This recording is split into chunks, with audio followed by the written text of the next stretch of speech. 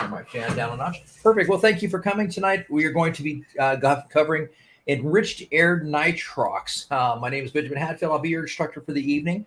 My qualifications to teach this: I'm an assistant instructor trainer. I'm also certified to teach enriched air nitrox as well as extended range nitrox, which means I can teach this class up to 40%, and I can teach another class that takes you up to 100%, which oddly enough makes it no longer nitrox and turns it into pure oxygen instead. So we'll say I can teach up to 99% because that'd be 99% oxygen, 1% nitrogen.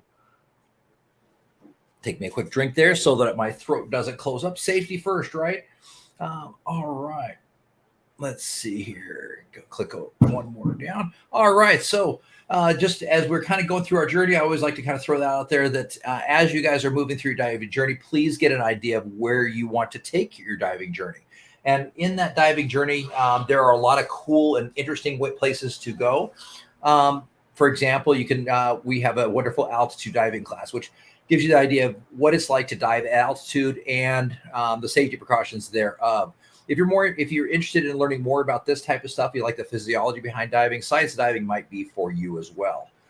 So there's a lot of different courses out there. Here's a few of the ones that I can teach personally, which is pretty much all of them. I think the only thing I'm not certified to teach is scooter diving and gas blending itself. But none of us have scooters, and I can't imagine any of you guys are going to want to mix your own nitrox at home. So that means I can teach you everything that you'd want to know. A couple of suggested classes after this. I love Stress and Rescue. I think it's a great one. And it comes with React Right, which is your first aid, O2 AED, and CPR training as well. But other classes to think about: deep diving and night limited viz are a great way to go as well. They'll cover these 4 courses right here. Will cover pretty much all the diving you guys will want to do. So let's go ahead and jump into it. What is nitrox? By the way, this is a participation only class, so I would like you guys to jump in and answer questions when I ask them. So what is nitrox, guys? Who's got it for me?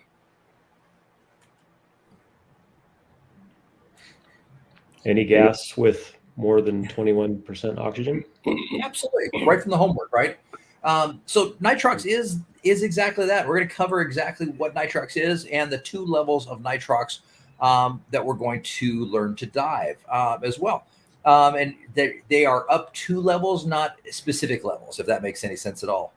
So Caleb, what is the composition of the air we're currently breathing? 21% oxygen, 79% nitrogen. Absolutely. For the purpose of this conversation, we're going to use those exact numbers because they're nice and simple overall. So as we look at the gas we're breathing, this is a representation of what we're breathing currently. Is that 21% oxygen, 79% nitrogen, right? But the nice thing is when we start using nitrox, we start limiting out and reducing the amount of nitrogen that we're breathing. So for example, if we're breathing nitrox 32, we're breathing 32% nitrox, and we're breathing our oxygen, and we're breathing 68% nitrogen. If we bump that up to 36% nitrox, or EAN 36, now suddenly we've reduced the amount of nitrogen that we're uptaking into our system by 4%. So 64% nitrogen, 36% oxygen. Now I'm going to teach you guys, and we're going to go through and certify you guys in nitrox levels 1 and 2. Brian, you watch the videos. What is nitrox level 1? So nitrox level 1, pretty sure that gets you all the way up to, I want to say it's nitrox 36. 32%. 32, okay. Yep, so it takes you to 32%, and nitrox level 2 is up to 40%. So the max we're going to do is we're going to go up to level 2 is going to be 40% nitrox. The good news is we'll talk about that, but we're going to learn about Rule 40 throughout this process as well. So that we understand why we've limited it to 40%. So as we start breathing nitrox or reducing the amount of nitrogen, what's the most harmful portion of the gas that we need to be concerned about first when it comes to diving?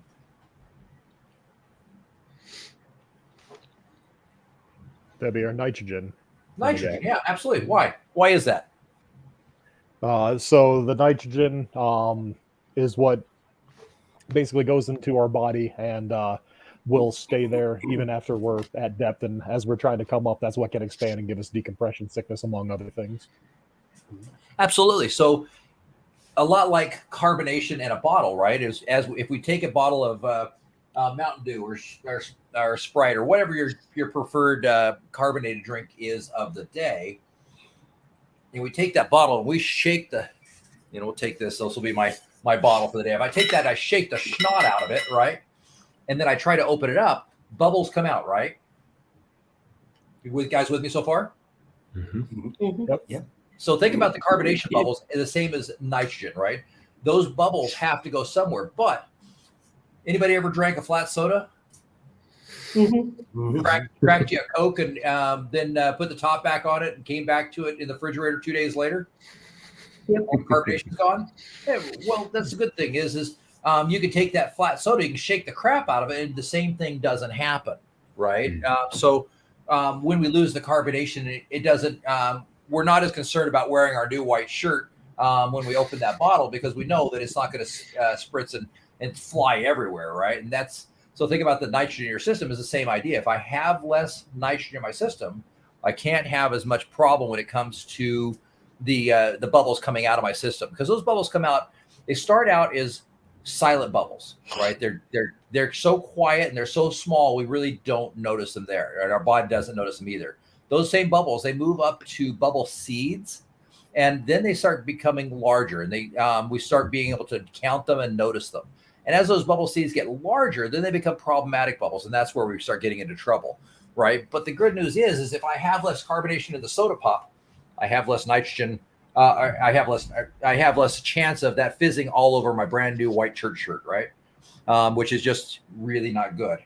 Anybody ever spewed a Coca-Cola on their brand new white shirt just before they went to church?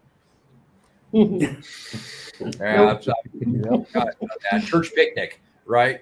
You get ready, you're at the church picnic, you're kicking along, and you're as a teenager, you're talking to that new pretty girl that's at the church picnic. You're like, oh yeah, crap goes everywhere, right? We're gonna try. That's what Nitrox is gonna do for you. It's gonna allow you to show up at the church picnic and not worry about being embarrassed because you spewed Coca-Cola all over your new white church shirt. So that's what we're doing today overall. So as we go through this, Nitrox has a couple advantages and a couple limitations. What are some of the advantages to Nitrox, Brian? Give me one advantage. It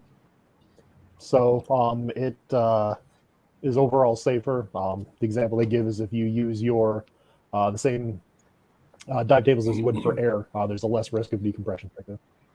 Absolutely. So you can increase your safety margin by using Nitrox. Very good. Absolutely.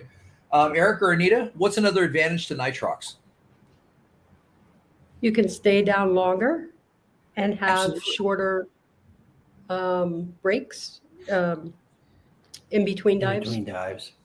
Exactly. That's exactly right. And that's right in my spiel when I talk to you about Nitrox, right? If you want longer dives and shorter surface intervals, Nitrox is for you. How about you, Scott? What's one more advantage to using Nitrox? I'm not real sure. Anita took mine. Sorry. Dang it. I always hate being called last in that series where there's only some X amount of answers. What you were going over earlier with less nitrogen in your system and more oxygen, you got less to bleed off. Absolutely. So you create a safer dive no matter what. Whether you're using air tables or not, you're reducing that ability. So, and in some ways, now be very careful on this. In some ways, you can go deeper, but there's a limit to that depth that you can go as well. So we're going to talk about that. We're going to really get into that. So as you start looking at the air tables versus the Nitrox tables, you may be able to do a 60-foot dive for 30 minutes on air, but you can do an 80-foot dive for 30 minutes. Uh-oh. We lost Ben. Hello. Can anybody hear us? Yeah, they can hear us. Just okay. down, I think. Or did we freeze Yeah, I up? think we lost him. Yep. Okay, yeah, we're good. Yeah, I can see us moving around. You'll be back. Well, at least I froze him in a good pose. It's not, yeah, it must be him.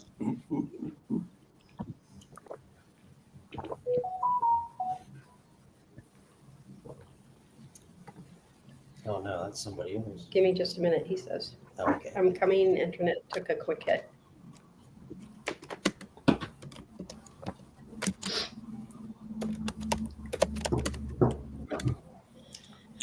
Ouch. Bridge of my nose is sore. Oh, salute. Thank you.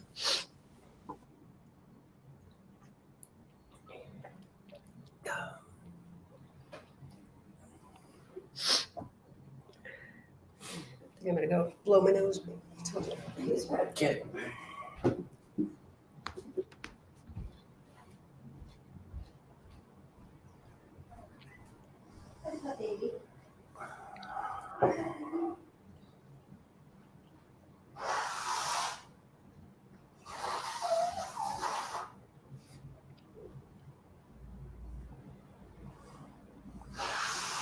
And I'm back. Sorry about that, guys. No, no problem. The internet took a little poo on me there for a minute.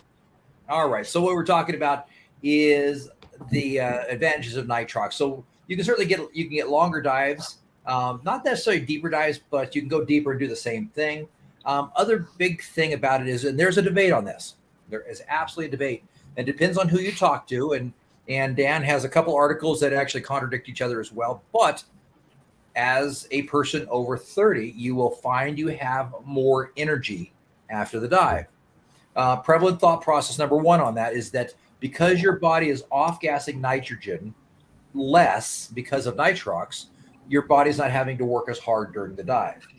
That is theory number one. Theory number two is that whether you realize it or not, is oxygen has a narcotic effect, and that you're getting a slight buzz from pure oxygen.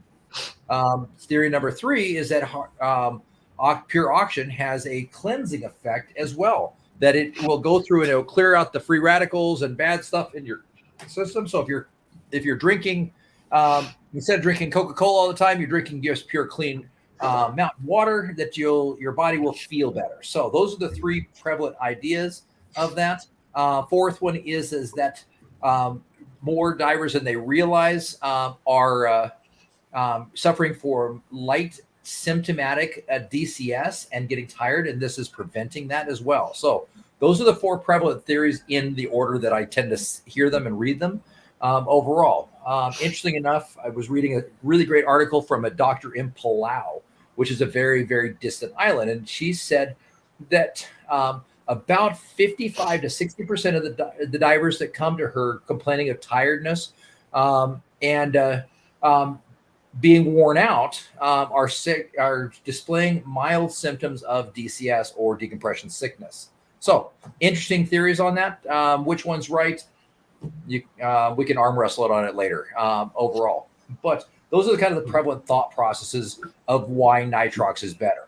And if nothing else, I mean, you get a pure hit of oxygen or a cleaner bit of oxygen and get a little energy out of it because of the narcotic effect. I'm all in for that because it is 100% legal. So the limitations of nitrox. There are some very key limitations to nitrox. Caleb, I think you have the answer on this one, so I'm going to psychically go to you. Well, if you go too much oxygen, it also becomes toxic at some point. That's exactly right. Brian, I think you've got the second answer to this. What is the limitation of nitrox? Well, Caleb took mine again, but I mean, yeah, besides the risk of oxygen toxicity,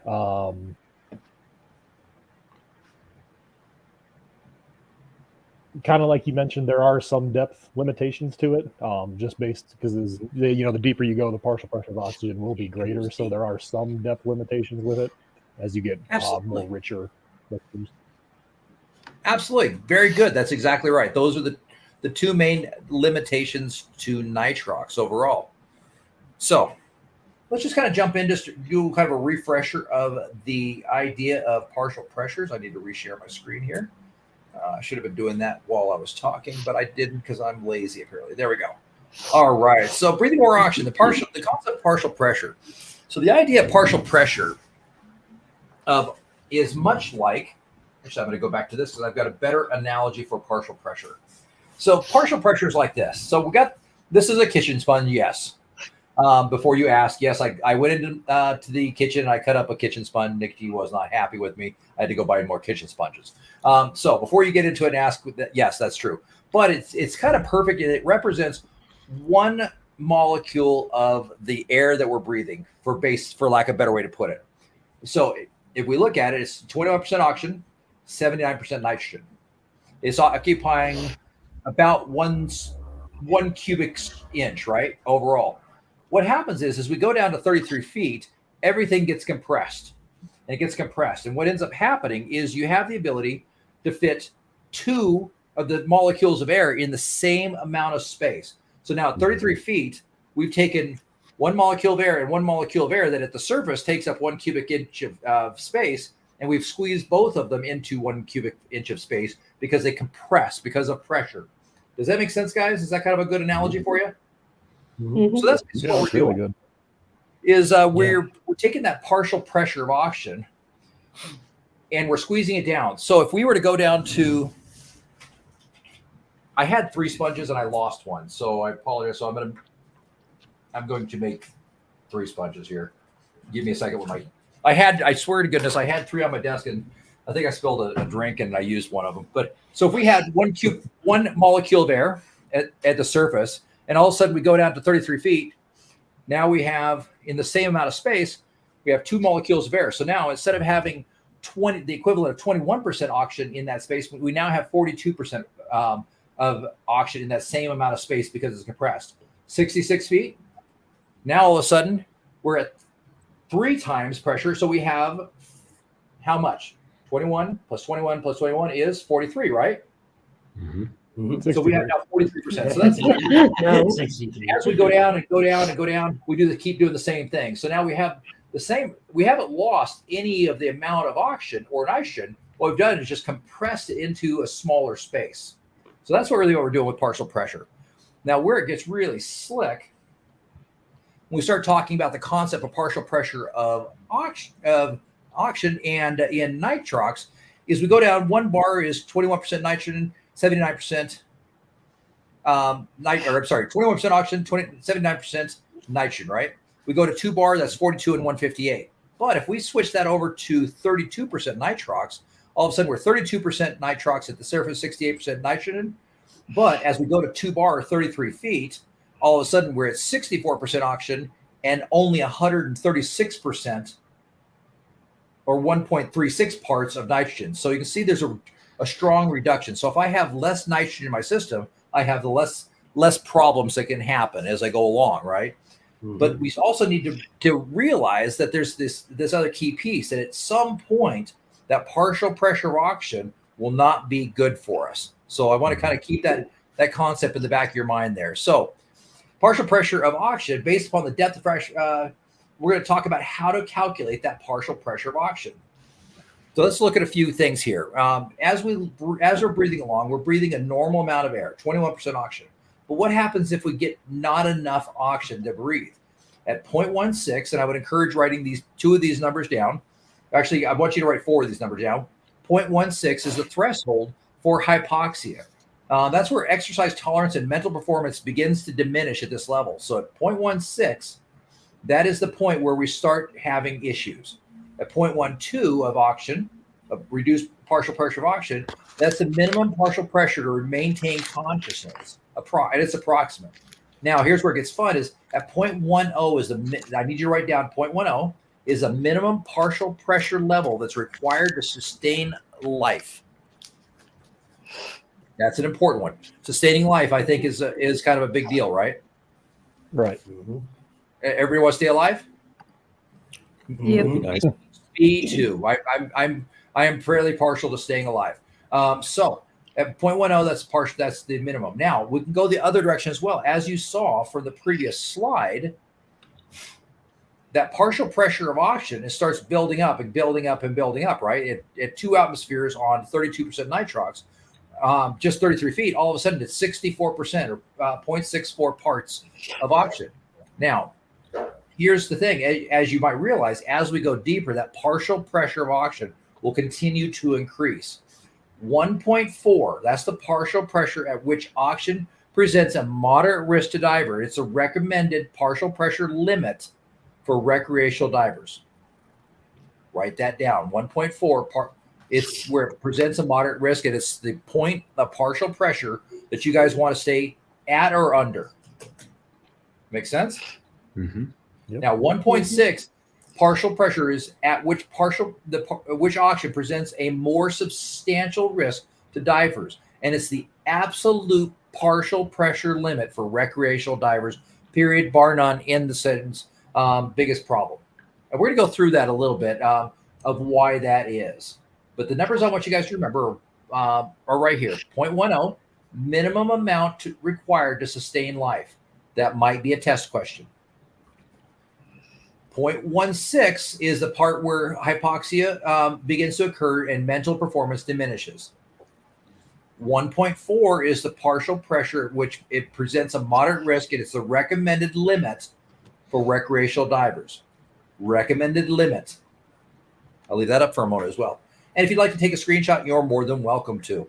And 1.6 is the partial pressure at which oxygen presents a more substantial risk for divers and is the absolute positively maximum limit that you guys ever want to go to. Fair enough? Yep. Easy enough.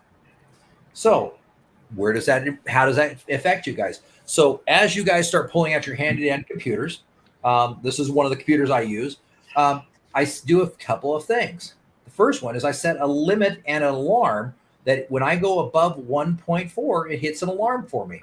And I'm able to say, oh, wait a minute, I have gone too deep. And I've done that, by the way. I was kicking along in Hawaii, and we were seeing cool stuff. We were about 120 feet, and I had set my nitrox for 120 feet is the deepest I thought we were going to go. I saw some really cool stuff at about 129, 130 feet, and I went ahead. I wasn't paying attention, and I looked over at my computer. It was whoop, whoop, whoop, whoop, whoop, basically telling me stupid. and so, oh yes, maybe I shouldn't go there. So I immediately, once I noticed the alarm go off, because it's easy. We've all dealt with teenage boys, right? And the only difference between a teenage boy and a middle-aged boy is the price of their toys, right? So you tell a teenage boy, don't go past 120. That means that they'll probably stop at around 130, right? So please don't do that. Please set the alarms on your computers. You've got these really cool computers for a reason. You can set all kinds of cool alarms on them. Just about every computer I use, I use a whole bunch of different computers. That's another one. I've got another one over here. So there's 3 different kinds of computers on my desk right now. Every one of them has the ability to set an alarm for the partial pressure.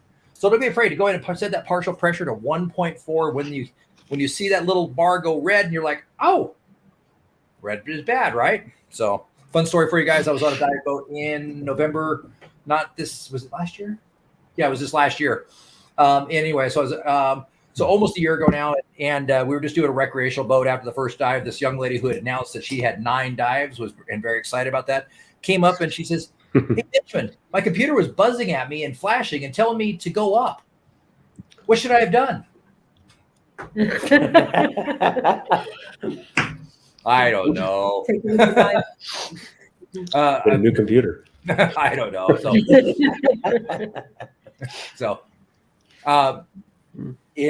I was like, yep. And so I talked to her about that. So set your computers. Don't be afraid to do what it says. Your computer is smarter than you. So be aware. Set your computers for those alarms and use those alarms. They're there for your advantage and they're there for your help. So listen to what your computer has to say. So kind of going back over to this. Oh. Adding Scott back. There we go. So going back over to this, just remember 1.1, 0.10, 0.16, 1.4, and 1.6. Those are your magic numbers when dealing with oxygen. When dealing with nitrox, 1.4 and 1.6 are your magic numbers of the day. So I would take a screenshot of this. I would write it down, tattoo it on the inside of your eyelids, whatever makes you happy to do. That will be your thing. By the way, those might be test questions, which means that about 99% chance they're going to be a test question. So the benefits of breathing less nitrogen. Nitrox use and bottom time, with you will get more bottom time. So as we start looking at the overall tables for nitrox, I'm going to jump ahead in my presentation just a little bit. Let's see. I know I've got it. Where have I got it?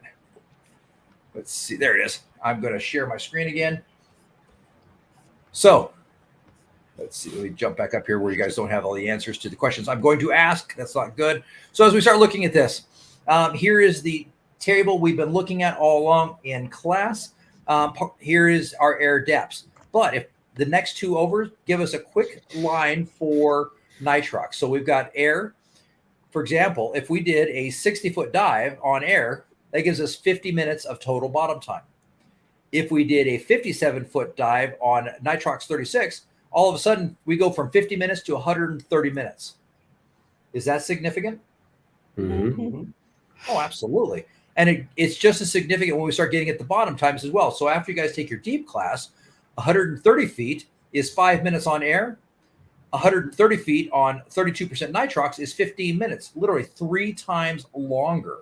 And I'm telling you, if you're on the deck of the Lady Luck and you've gone down into the deeper stuff to see the cool life and the fireworms, fireworms are amazing, by the way. They're about 8 inches long, about about an inch wide and about a half inch tall. And they're really colorful red. They're beautiful. They look like big fuzzy wuzzies, those caterpillar bugs, but they're red. They're really pretty. They're big, and they just kind of move along. You'll see them at about 125 feet usually. You won't want to spend 5 minutes looking at them. You're going to want to spend 15 minutes looking at them. So nitrox is your friend overall. So as we start looking at that, that's one of the big advantages we have to our idea. Increase our bottom time. Nitrogen and nitrogen narcosis. Who remembers the fun video about nitrogen narcosis? Yep. Was that kind of fun? Did you like that? You guys like that video? I have it as part of this presentation. We can watch it again if you'd like. With nitrogen narcosis, if you have less nitrogen, I always say that if you drink less beer, you have less hangover in the morning, right? That's a pretty simple idea. You drink or hard liquor or liquor. You drink less liquor, alcoholic beverages at night. You tend to have less of a hangover in the morning, right? Same thing with nitrogen. If you breathe less nitrogen, you have less chance of going into nitrogen narcosis, which although it does sound fun, it's something I definitely discourage. Now, good news is when I teach the deep dive class, I give you all the chance to understand a little bit more about nitrogen narcosis. Fun story for you. I always do the same thing. I've got, here we go. I'm going to be teaching a deep class on Saturday afternoon after your guys's. And so this is the math questions that I ask at the surface. Any of them look terribly complicated? No. Scott, do you think you can do those? I know Scott's a little bit more challenged than the rest of us. Just kidding, Scott. There we go. But I think even Scott can do those, right? So overall, at the surface, it takes about 10 to 15 seconds to do my math problems. 1 plus 8, 9, 7, 11, 11, 13, and 11, right? Hopefully I got all those right. Oh, we lost Scott again. I must have scared him off and made him mad. But anyway, so I asked those same questions again at 110 feet. Anybody want to take a guess how long it takes to answer my basic math questions at 110 feet? A couple minutes. Longer. It takes definitely longer. It does take longer. There are some precluding factors in there as well, but it generally takes about a minute to 10 to minute to 30 seconds. So that's typically what I see is about 70 seconds to 90 seconds to answer 10 seconds with the questions at depth. Why is that? Anybody want to take a stab at that one? It's an easy one, by the way. It's not a trick question. It's just your mind. Yeah, your mind with the less oxygen in there. It's just harder to think. It takes Absolutely. you Well, a little it's bit sort of. longer. It literally is It's nitrogen narcosis, almost right? like with, yeah. It's almost like with they did the same thing with the pressure chamber. They take you up to altitude, take you to almost hypoxia, and they do the exact same thing. They give you a bunch of problems, and you do them at first, like you said. You do them really quick. You get up there, and some guys would just give up. They'd be like, I don't even want to do it anymore. Absolutely. So it's nitrocurcusis, and there's a bunch of different theories on why nitrocurcusis it does that, but it basically breaks down the ability of your neurons to fire and send signals to one to another. So that's really what we're talking about. Is it's nitrocurcusis. Now, nitrocurcusis, nitrox use in decompression sickness. If we have less nitrogen in the system, we have less chance of getting nitrocurcusis. Oh, there we go. Scott, I thought it scared you off. I don't know what's going on. No, it just keeps dropping the internet for some reason. I don't know what's going on. So there we go. It happens. I've been having that same problem today as well.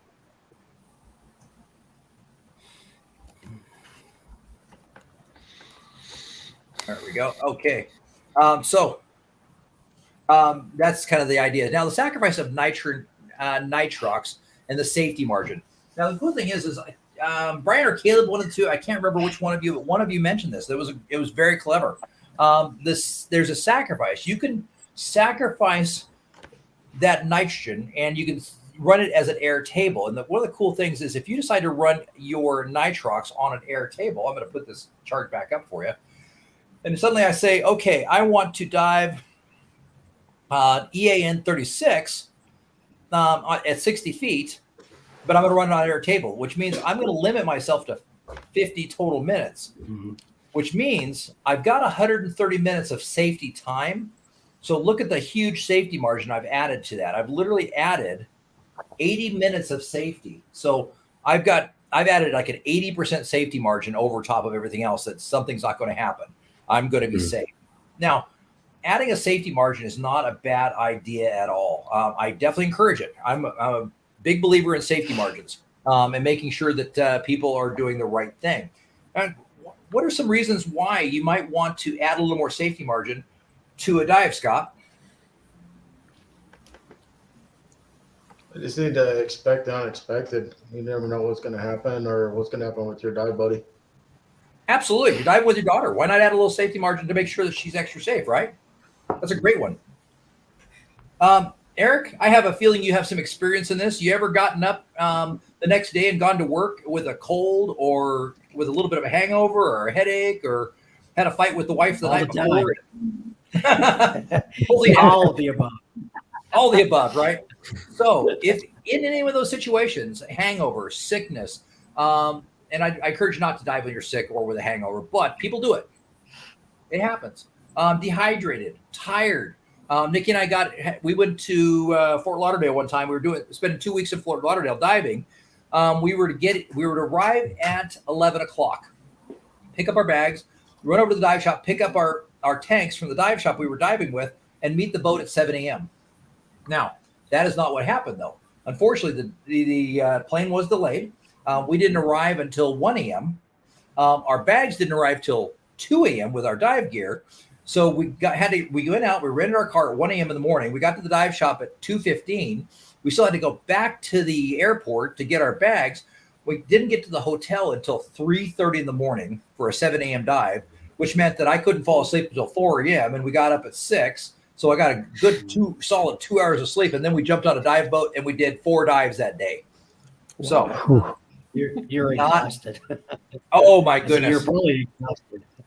I was wiped out. I'm going to tell you right now. And I can tell you, I didn't enjoy or remember those dives as much as I could. The one cool thing is I had ordered nitrox and I went ahead and set my computer back and I ran a deeper safety margin because we were tired. It happens, right? We all try to be super people out there and doing these super things. It's not the best idea in the world. It happens. But in that situation, set your safety margin back a little bit. If you're diving 36% nitrox, set your computer at 32% nitrox. Set it at 28% nitrox, right? Give yourself a greater safety margin. So those are a couple of reasons to make sure that you add that safety margin. Extra safety margin never hurt anybody. So those are I my have a question. Yes, sir. Speaking of computers, do you have to get a special computer for nitrox, or do all computers have a place where you can enter the nitrox? Eric, that is a fantastic question, and it is. The good news is the majority of computers out there, 99% of computers, I don't want to say 100% because I'm not precluding that there is one out there that doesn't, but for the most part, all the computers that I have ever seen, and let's see, Nikki and I have, let me count them up real quick. We've got the Shearwater, we got the Garmin, the DSX, the Apex, or that. So Nikki and I have seven or eight different computers, and including two of them that are basic computers, and every one of them does a Nitrox mix. So I'm sure they're out there that are very, very basic computers, but for the most part, most computers have a Nitrox setting on them. Okay. That's a great question. So you can get one that has both. Then you can Absolutely. do air or nitro. Okay, cool. Absolutely. All right, okay. Yeah, that's a great question, and thank you for asking that. That it absolutely has the it's something you should be asking. So just make sure you ask when you do it. But for the most part, most computers should have a Nitrox setting on them. Just make sure you ask, right? Like I said, Nikki and I have two basic computers. You guys have seen me wear one. I don't think you guys have seen Nikki die, but she has another basic computer. She has an Aqualung 550. I've got a Pro Plus 3 from Oceanic that we only use for teaching, and both of those have Nitrox settings on them. She had an Eon Core that had a Nitrox setting on it. I've got an Eon Black Steel. It has it. Every computer I have has it. So I can't think of one that doesn't, but I don't want to. I'd hate to say that all of them do, and have one out there pop up on you. So make sure you ask, but you got pretty good odds. But so overall, sacrificing the safety margin, you can absolutely do better. Now, is richer gas better? What do you think, Brian? Richer gas better? To a certain extent, but just kind of like we were talking about, there becomes a point. It's that diminishing returns, I guess, where if you want to go more, you're going to incur more risk, and at some point, it might not be worth it. Absolutely. So I go back to, and I like to use this example. Harvard Medical School came out with a study about 4 years ago, said every man should have 4 ounces of chocolate per day because it reduces your chances of getting cancer by 61%. True story. Absolutely true story. There's your excuse that I should have chocolate every day. Power to the chocolate, right? I love chocolate. I've got a sweet tooth like I'm you gonna would start not using that believe. one. So it is a true study. I kid you not. Every guy should have 4 ounces of chocolate. Now, that does not mean 4 Baby Ruths, 3 Hershey bars, and Snickers, right? That's more than 4 ounces. So is richer better? In moderation. Absolutely. Is chocolate good for you? Yes, in moderation. All things in moderation, right? So next time, Eric, that your wife gets on you about your sweet tooth, say, I am doing what Benjamin said. He said I should have chocolate every day. He doesn't have a sweet tooth. I do. The funny thing is, he only talked about men in the study. He didn't talk about women. So I can't speak for women, but I'm just going to go ahead and put it in the blanket statement out there. It's probably good for women too. Yep. It is. So there you go. So perfect. So is richer better? Yes, in moderation. Absolutely. So in your book, I like to at least point this out. It talks about really cool things like Henry's Law, Dalton's Law. Dalton's Law is the law of partial pressures, how partial pressure is mixed. Henry's Law is how gas dissolves in the bloodstream. You are certainly more than welcome to read these out. They are boring, and I'm falling asleep just looking at them right now. So Dalton's Law is the most basis for most nitrox calculations. And that's really, you can certainly write this down if you'd like. I'm not going to teach and go through this. Let's use Dalton's Law in actual practical application. So here's how it works. The surface partial pressure of oxygen, the air that we're breathing, is 21% oxygen, 79% nitrogen. Feet FSW, feet seawater, 33 feet equals 2 atmospheres. So oxygen is at 2, or I'm going to change that because that really shouldn't be oxygen. This is one of my slides. Air that we breathe is at 2 atmospheres is 2 times 21 equals 42%. Let's see. Okay, you guys can see that. two atmospheres that equals 33 feet seawater, right? So 2 atmospheres, we're breathing 42% or oxygen. At 3 atmospheres, we're breathing 63% oxygen. Are you guys tracking with me so far? Mm-hmm. Yes. Perfect. And then nitrogen is the same thing. At 2 atmospheres, which is 33 feet, Mm-hmm. 2 times 0.79 equals 158%. Now, a couple safety notes. Oxygen becomes toxic at 1.6. So the working load for oxygen for safety recommended for divers is 1.4. Nitrogen begins to become narcotic at 2.37. And nitrogen becomes unsafe at 3.95. Now, here's an interesting thing that you may not know. Nitrogen will become equal to about 1 martini on an empty stomach at 100 feet and will increase exponentially from there. So at 130 feet, that equals to 4 martinis. Okay, so it keeps going up from there. And at 160 feet, it's equal to 12 martinis. So about that's an approximation. There's no exact scale that says this is how it works. So this is kind of give you a quick idea of Dalton's law really quickly. Oops. There we go. So in practical application, Dalton's law for best mix of nitrogen. This is how we figure out the best blend of what I can order out. Because here's the good news, guys. If I go to a dive shop in Fort Lauderdale and I'm going to be diving the Lady Luck, I can figure out what the depth of I want to dive to is. I can do some math real quick and I can order up and I can say, hey, I want 28% or 30% or 31% nitrox. I can order out and say, hey, this is what I want. And they'll come pretty close. Good news for you guys. Is everybody not on their phone? What's that? Is everybody on a computer instead of their phone? Yes. Perfect. So if you guys would with your phone, you guys can all go to the MySSI app. See mine at the there we go. Okay. Somewhere there we go. Yep. Something like that. And you can go into tables. It's a little green one. And once you're in tables, best mix gas table. You guys all see that? Yep. Okay. If you guys would go ahead and pull that up, you're going to need it here in a minute. It is on the screen currently, but the good news is there is a table. You can print this table out.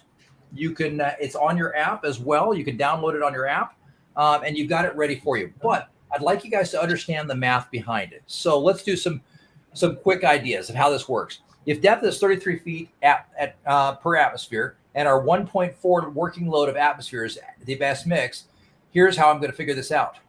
1.4 divided by actual atmospheres equals my best mix. So here's your example. If a diver wishes to make a dive to 115 feet, what is the best mix for this dive? So we take 115 feet depth. We divide that by 33 feet seawater equals 3.48.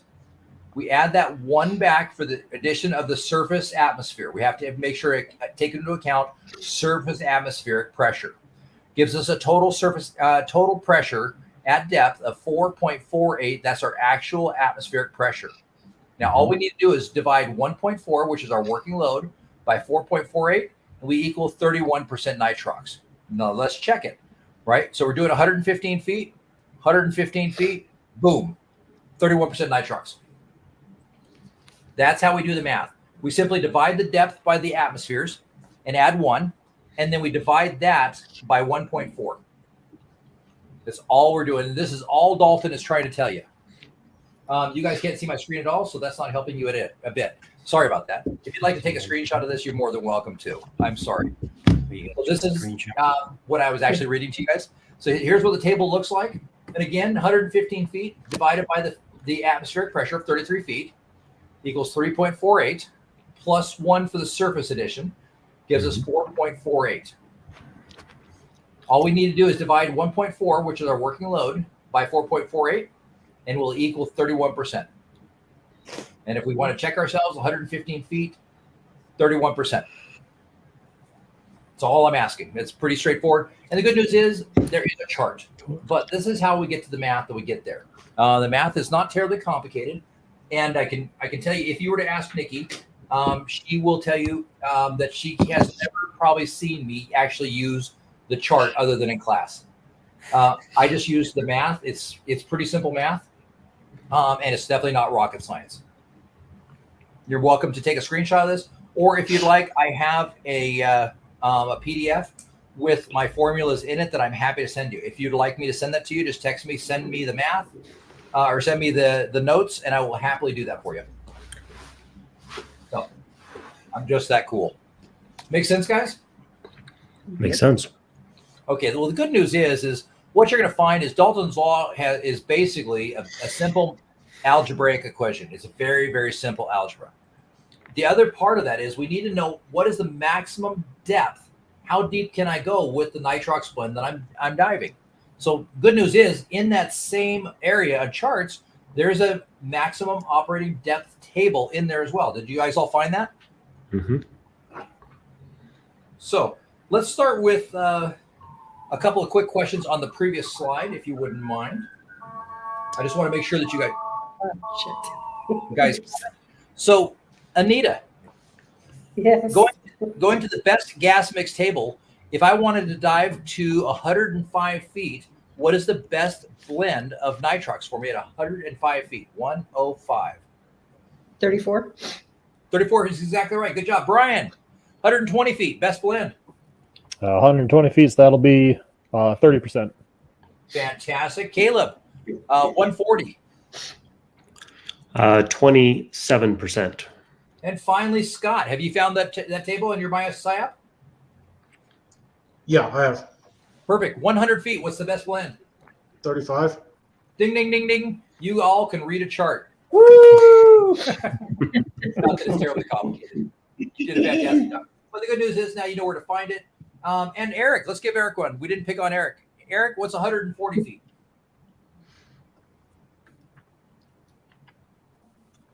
27 feet or 27%, excuse me. That's exactly right. Good job. You all get an A on the first question of the day.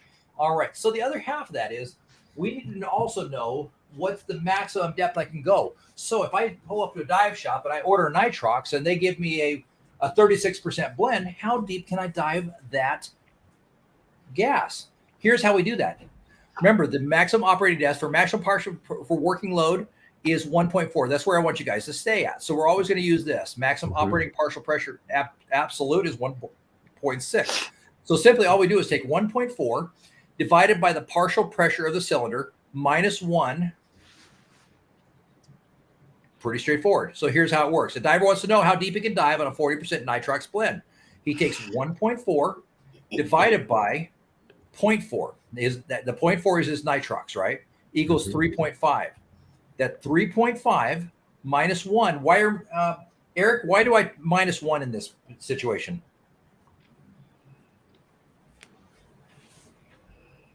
That's a good question. Is that for the safety margin? Nope. You're taking off for surface. Exactly. Who said that, Scott? Oh, Woo! That's exactly right. We have to add or subtract the surface atmosphere. So we take that surface atmosphere off, gives us 2.5. Now, simple enough, 2.5 times 33 feet gives us 82.5 feet. Let's check it. So we wanted 82.5 feet. 1.4. So 83 feet is 40%. So if we round it up, ding, ding, ding, there we are. But the good news is right here on the chart. Now, if you guys would, go to your MySSI apps, and if you would, find this chart for me real quick. Got it.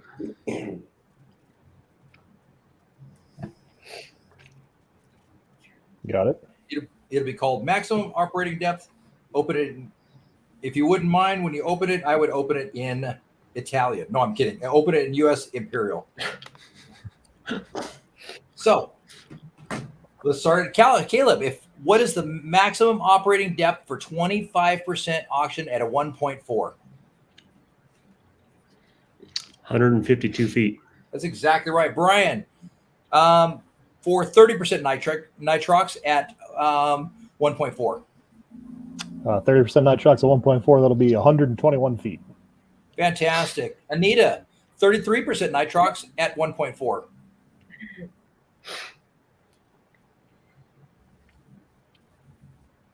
$33. Here. Is it the 107? Yep. That's exactly 107? right. 107. Ding, ding, ding. Eric, how about 34% nitrox? 34% at 1.4 be 103 feet. Ding, ding, ding. And finally, Scott, our superhero of the day, 36% nitrox at 1.4. 95 feet.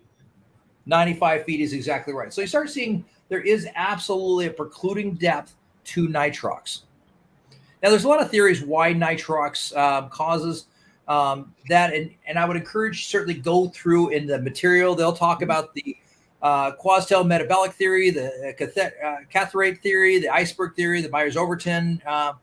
They'll talk about all those. They're interesting to read. I encourage, read them in the book. They're boring as hell for me to talk about. I'm going to skip that if you don't mind. So you guys have all seen my nitrox video for the what do you call it, for nitrogen narcosis. But let's just talk about these signs and symptoms. So there's a few predisposing factors that can add to the severity of symptoms of nitrogen narcosis. Now, as we read through this, and I kind of give you guys, I want you guys to think about it for a minute, and I'm going to give you each one, and I want you to tell me if it's an outside or an internal result. Internal would be like if I get disoriented, it causes it increases my chance of getting nitrogen narcosis. That's internal. If I'm ascending too quickly, that's an external factor, right? That's something exterior. That's not my brain kicking in. That's something else that I'm doing outside of mine. So if you guys would, I want you to think about it, each one of these, and I want you to tell me if it's an internal, something I'm doing inside me, or something that I'm doing outside of me. First one would be carbon dioxide buildup. Internal or external? Internal. Internal, yeah. I'm breathing too fast, right? Or I'm holding my breath, one or the other. Rapid descent. External. External. So we got 1 and 1, right? Cold. External. External. External. Could it be both? Potentially, if Yeah. you have a higher cold tolerance. Yes, potentially. You're right. Yeah. Hypothermia, yeah, absolutely. So we'll count it 2 and 2, right? Certain drugs or medication. Internal. Internal. Absolutely. Limited visibility or darkness. External. Both. Both. Exactly. Yeah. What is the effect, Anita, on when I take you into a dark cave? Is the cave really affecting me, or is my mind affecting me?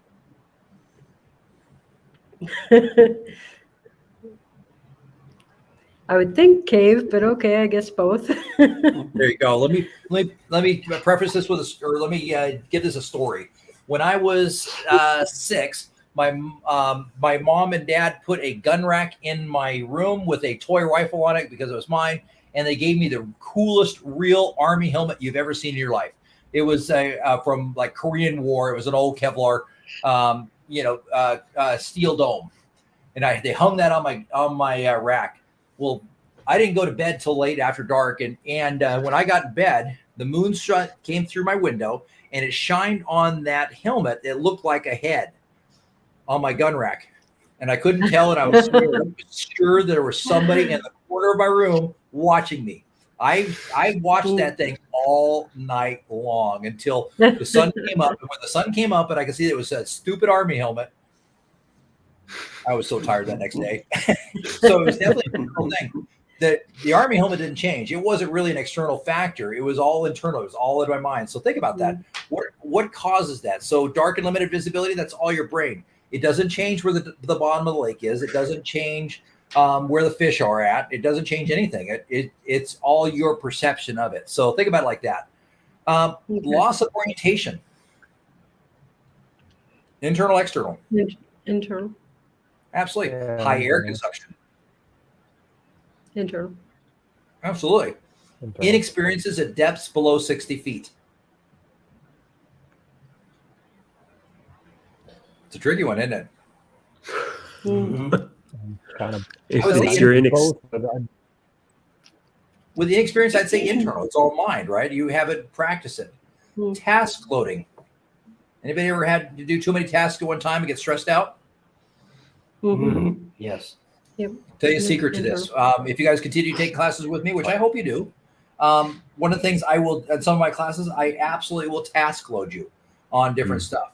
Here's the secret to task loading. Pick the most important task and do it first. Do not try and do all your tasks at one time. One of my favorite courses I teach is called solo diving or independent diver, right? And so what I'll do is I'll get my diver at 66 feet to within 1 minute of decompression, where they're going to go into deco, past that non-decompression limit, and then I'll give them 4 or 5 tasks. I'll muck out the bottom so they can't see. I'll tell them they've got a broken mast, loss of gas, they have to switch. I'll give as many tasks as I can think of. Launch an SMB. I'll give them all kinds of tasks all at the same time. Well, the thing that stresses them out that they're out of gas and they're getting ready to go into NDL.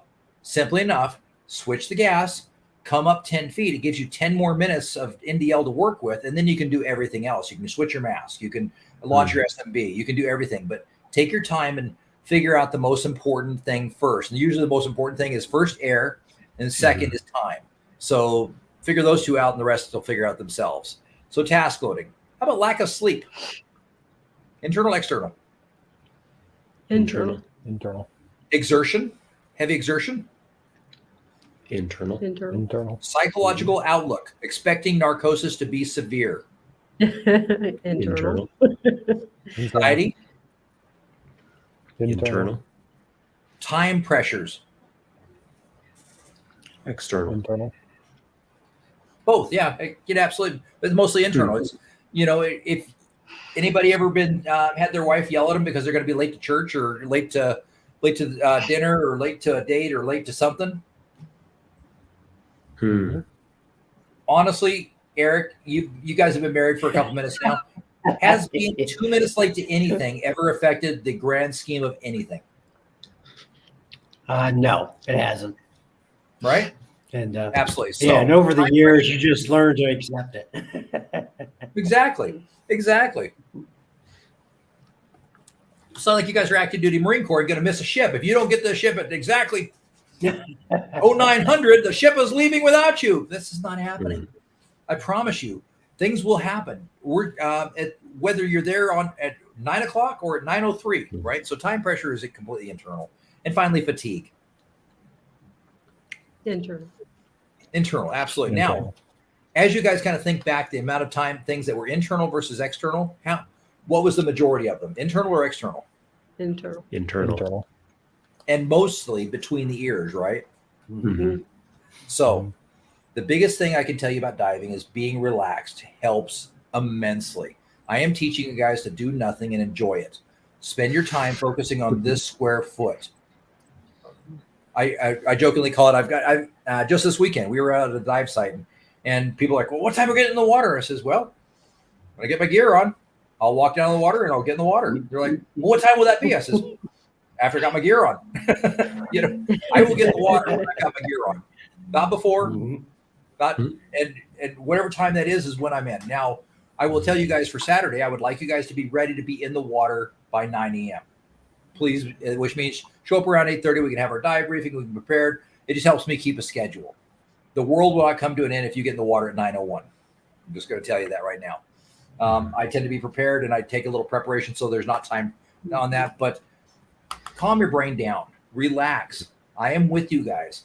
What you guys will see on Saturdays, I will tell you guys to stop. And I'll give you my little Zen symbol. What I'm asking you to do is first, get your mind right. We are not going deep. You could push off the bottom and get to the surface.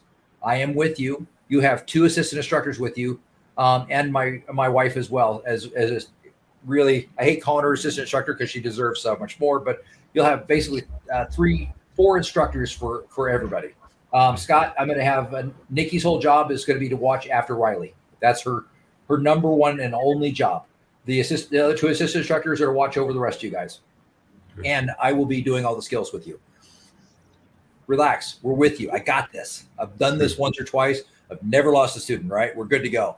So get your mind right. Everything's cool. The next thing I want you guys to do is relax your breathing. But you'll see me do this. Relax your breathing. And then the final piece is once you've got your mind right, you've got your breathing right, get your body right. I want you to just shake those muscles out. Relax. Everything's going to be cool. When we get down to our 25 feet, I'll do the exact same thing. Stop. Zen. Get your mind right. Get your breathing right. Get your body right. You will be just fine. And you'll avoid all of those problems. So if you do that on a regular basis, life is good. So I want you to realize that most diving accidents are caused by the thing between your ears. If you can get that calmed down and relax and do the things I'm teaching you, you'll never have a problem. So let's talk about the signs and symptoms of nitrogen narcosis. Nitrogen narcosis, when you start getting that starts coming on, you have a feeling of relaxation, lightheadedness, euphoria, or loopiness, slowed response, a feeling of well-being, increased judgmental errors or giddiness, deterioration of fine dexterity, fixation on an idea, time distortion, deterioration of multitask reasoning, numbness, tingling, or sleepiness, inability to remember parts of the dive. I was on a dive in Florida one time. We were doing 125 feet. Nikki and I are on a deco dive, and there were some recreational divers with us. And I watched this couple, and they were swimming around this 8-foot seahorse, golden seahorse, right? Beautiful. It's a really cool thing on the stern of the ship, right? 10 minutes, and then they finally went to the surface. Well, when Nikki and I finally got to the surface, the husband was saying, "Hey, what'd you think of the seahorse?" And the wife looked at him dead in the eye, deadpan serious, and says, "What seahorse?" And he was confused. He's like, "The seahorse we were swimming around?" Did not remember the seahorse. So it happens. That's another cool thing with with the nitrox is you will remember your dives better. It's not one we talk about a lot, but because you're getting less nitrogen narcosis, you'll have better memories of your diving. Let's see, confusion, semi-conscious, distorted memories of the dive, decreased conceptual reasoning, visual hallucinations or auditory hallucinations. We were on a dive one time, and this lady had gone down to about 125 feet, and she was doing this.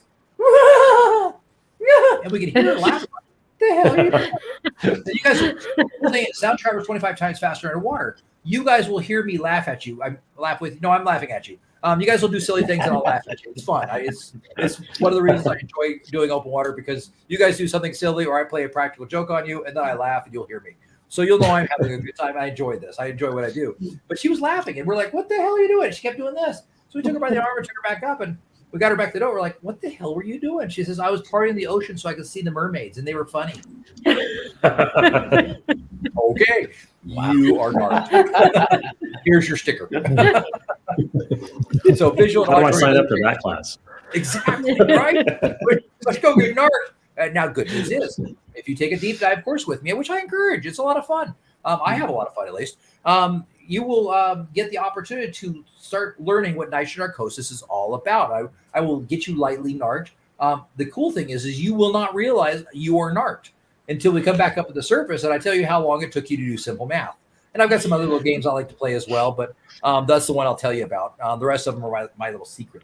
So nothing scary, nothing bad. I just have my own little fun. And, like this weekend, I'm going to bring out my candy bars. I'll show you my candy bar trick. I've got a fun little thing and I've got an egg trick that I do. So I'll try to remember to bring those out as well. Other things to be aware of, paranoia or anxious feelings. So nitrogen narcosis definitely not to your advantage. Does nitrogen narcosis cause any complications? That's a great question. Thank you for asking, Eric. I really appreciate that. By the way, if I do something like that, that means I'm pointing at you on the screen. You just don't realize it because I've got 3 screens in front of me, a 4th one off to my side. So if you see me looking around, I've got a screen there, I've got a screen there, and I got a screen there, and a screen over there. So I apologize. I forget that you guys don't realize that my camera's right there. So nitrogen narcosis is fairly common, but it is temporary. So but that doesn't mean it doesn't have lasting effects. Now, some divers who develop nitrogen narcosis become too disoriented to swim to shallow water. In another case, a diver can slip into coma while still deep underwater. Now, trying to get yourself back to the surface can also lead to complications. If you come up too quickly in the water column, you're going to develop decompression sickness, often called the bends. Now, seek medical and emergency treatment if you experience any of the following symptoms after coming back to the water's surface: fatigue, appetite loss, headache, tendon, joint, or muscle pain, swelling, dizziness, pain in the chest, trouble breathing, double vision, speaking difficulty, which might be good for some people, though. There's some divers I wish they had speaking difficulty when they came back up. But, I digress. Muscle weakness, primarily on one side of the body, or flu-like symptoms. It's a big secret to diving. It's a comfort sport, and as you feel going into the water is how you should feel coming out of the water. Fair enough?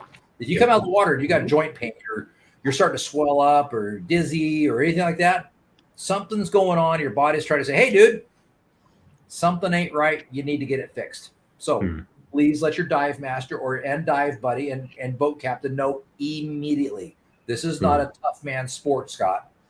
I know you're all tough with the horses out there, calf roping and jumping off the horse at 40 miles an hour, getting down there and doing that quick loop, loop, loop. I know you're a tough guy. I get it. You're cool. But this is your chance where you get to be, I don't feel quite right. I feel a little dizzy. I got a little headache. Talk about that. Be aware, because the thing about it is a lot of times those are the the beginning symptoms, the starting symptoms of something much bigger that can be much more concerning. Most dive malady present 17 minutes after you surface. If you come out, it's 5 minutes, you got a headache.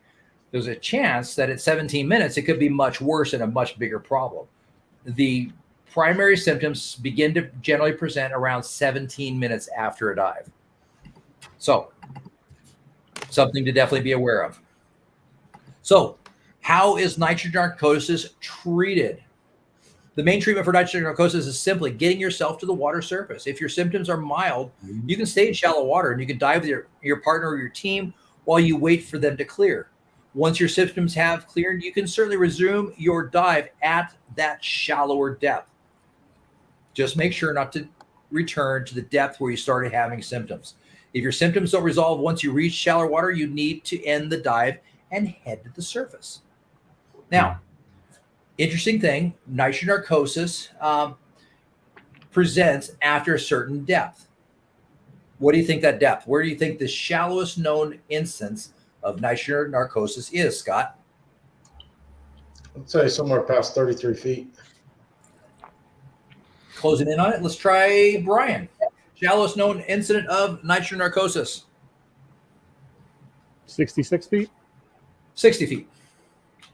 60 feet. You were really close. Really, really close. Now, interesting enough, I'm certifying you guys to dive how deep? 60 feet. 60 feet. 60. Ding, ding, ding, ding. Coincidence?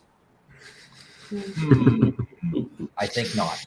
So be aware that that's why we have a deep course, is to get you familiar with learning how to dive at deeper depths. Make sense? Yep. All right. So I think we covered nitrogen narcosis to an extreme. So the next thing to talk about is the effects of oxygen toxicity. Now, oxygen toxicity presents in two different ways. It presents in pulmonary style oxygen toxicity, and it presents in central nervous system toxicity. Now, I want to put this up because this is straight up interesting information, and this is not in your book. So oxygen toxicity, Dr. J. Lorraine Smith, he is a guy. J stands for John. First described the effects of oxygen toxicity 1899. He noted that the severity of the effect increased with increasing partial pressure, and that the effects were largely reversible. The toxic effect of oxygen at partial pressures between 0.45 and 1.6 are primarily in the lungs, thus pulmonary oxygen toxicity. The toxic effects of partial pressures over 1.6 are primarily in the brain, thus central nervous system toxicity. Now, the earliest sign of pulmonary lung oxygen toxicity is a mild irritation in the throat or trachea, mild cough, followed by more severe irritation of the cough as you try and breathe. If the exposure to oxygen is continued, the person will notice a tightness in the chest, difficulty breathing, shortness of breath. And if exposure is continued long enough, the person will die because progressive damage happens to the lungs. Now, the progressive damage to the lungs eventually makes it impossible for oxygen to get to the blood through the lungs. It destroys the hemoglobin barrier. Here's where it gets interesting. Oxygen toxicity. The onset of symptoms is highly variable, but most individuals can tolerate 12 to 16 hours of oxygen at 100%. 8 to 14 hours at 1.5 and 3 to 6 hours at 200% before developing mild symptoms of pulmonary oxygen toxicity. Now, there's several ways to track developing pulmonary oxygen toxicity, but the most sensitive and most accurate is the development of symptoms. A second technique is to monitor the vital capacity, but overall, the easiest way to start noticing this is noticing the development of symptoms. And let's look at those symptoms again. A mild cough, irritation in the throat, tightness in the chest. Those are your signs and symptoms of pulmonary oxygen toxicity. But the good news is, I mean, look at these numbers. The chances of you guys developing pulmonary oxygen toxicity are extremely low. So as we start talking about this, I want to put an actual number on this for you guys, so that you guys are able to say, because the book, I think, is designed to scare the crap out of you. And I'm not a big fan of scare the crap out of you. It may work for the kids, but we're all adults. Let's think about this. Now, oxygen toxicity for the central nervous system is slightly different. It does take a while, and you guys will have a hard time getting to that point. But the signs and symptoms of central nervous system toxicity, or CNS toxicity, are going to be remembered with the acronym CONVENTED.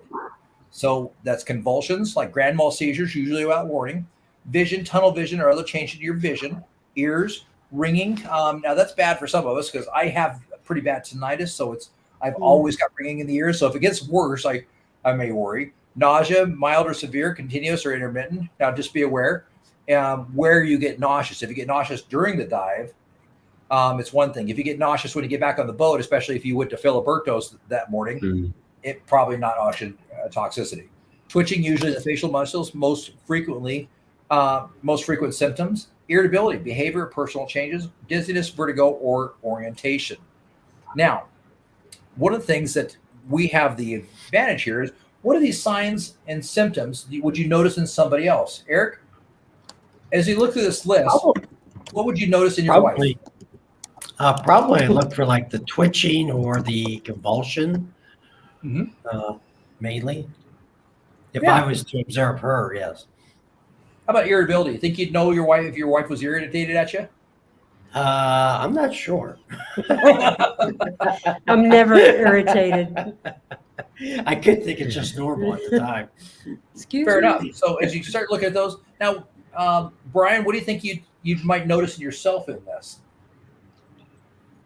So ears ringing is kind of one. Same with nausea, dizziness. If something's starting to feel off, you would know that, and you may not present it to someone else. Absolutely.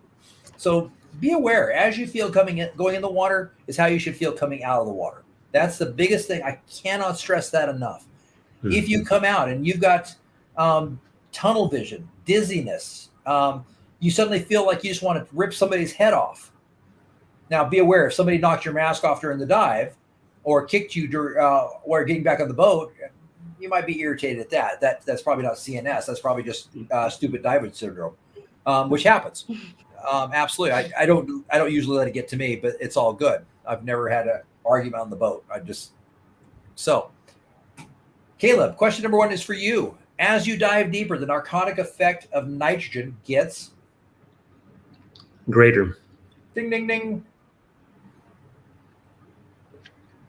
Which of the following is not a symptom of decompression sickness, Scott?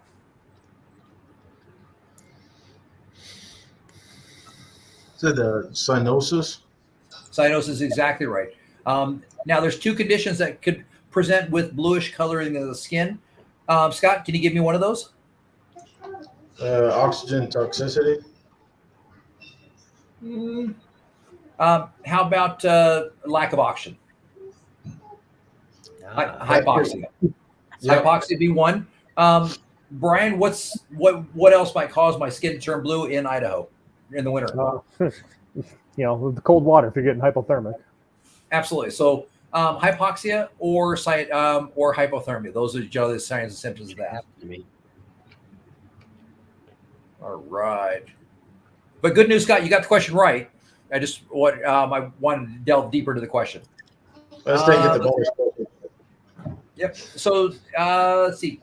Caleb, you have it after one. Even if a diver suffers from decompression sickness in a remote location, you should never.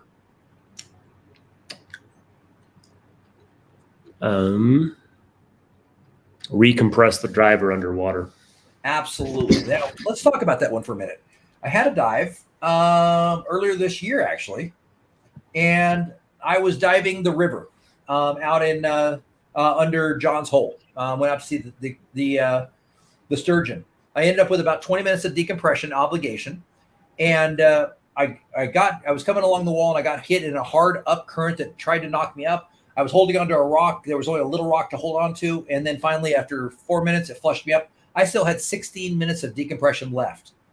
Now, I swam 20 feet off the shore, and I dropped immediately down to 25 feet to finish up my decompression obligation. That is not the same thing.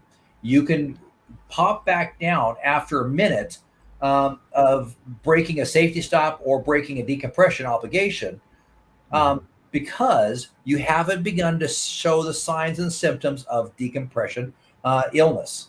Mm-hmm. What we're talking about with this question, if a diver suffers from decompression illness, the only way we're going to know is they're starting to become symptomatic. Right.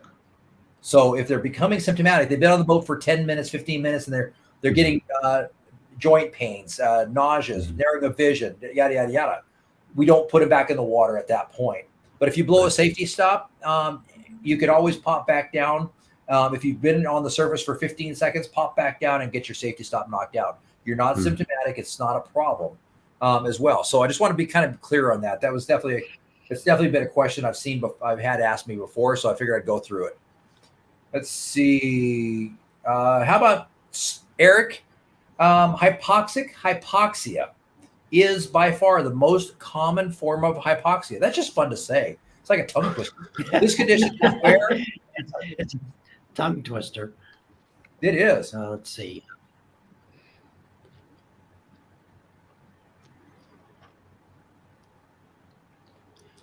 That would be A, where the partial pressure of oxygen in the artery blood is too low. Bless you. Oh, sorry about that. I was trying to hit mute, but I couldn't get to the mute fast enough. Sorry. Eric, that is exactly right. All right, Miss Anita. When oxygen pressure in the body drops below a partial pressure of 0.17 ATA, mild symptoms of hypoxia occur. Blackout and death may occur if the partial pressure drops below 0.10. 0.10 is exactly right. Ding, ding, ding. You got it right. All right. Now, a possible source of contaminated air in scuba cylinders is. Caleb, you want to take this one for us?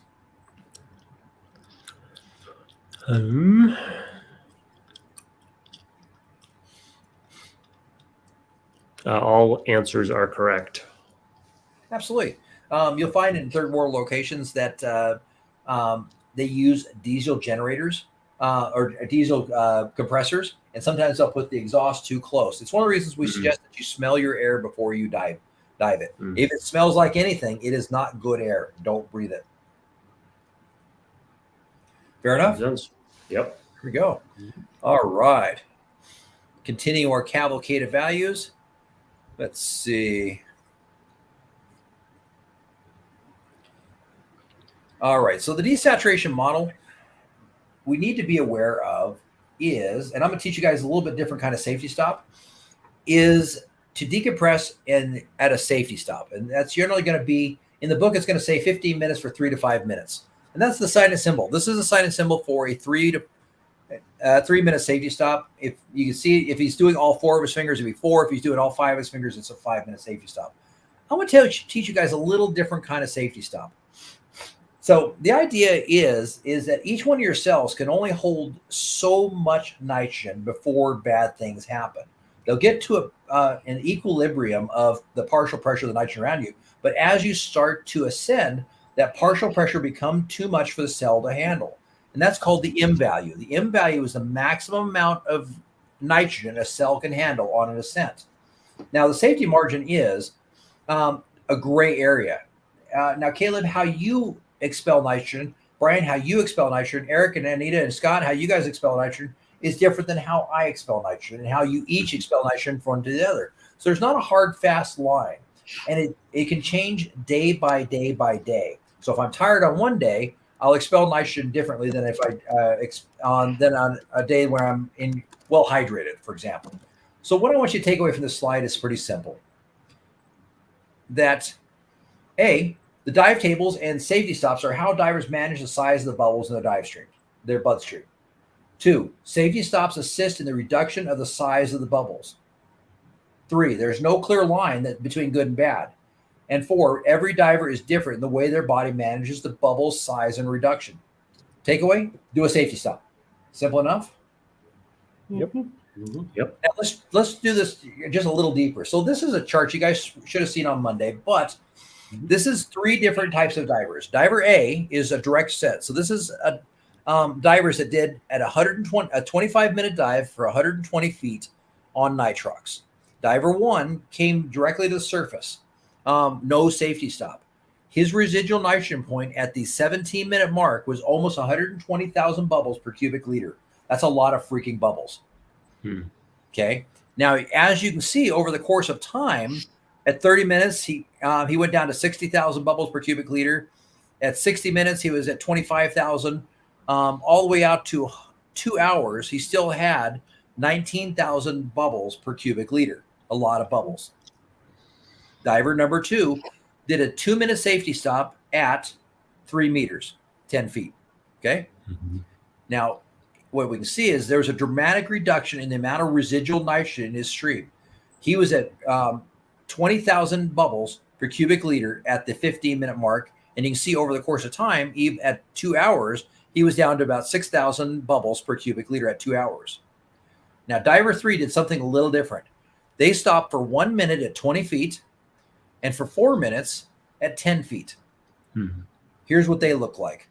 At the 15-minute mark, they were at about 5,000 bubbles per cubic liter. At the 43-minute mark, they were at 0 bubbles per cubic liter. A little different?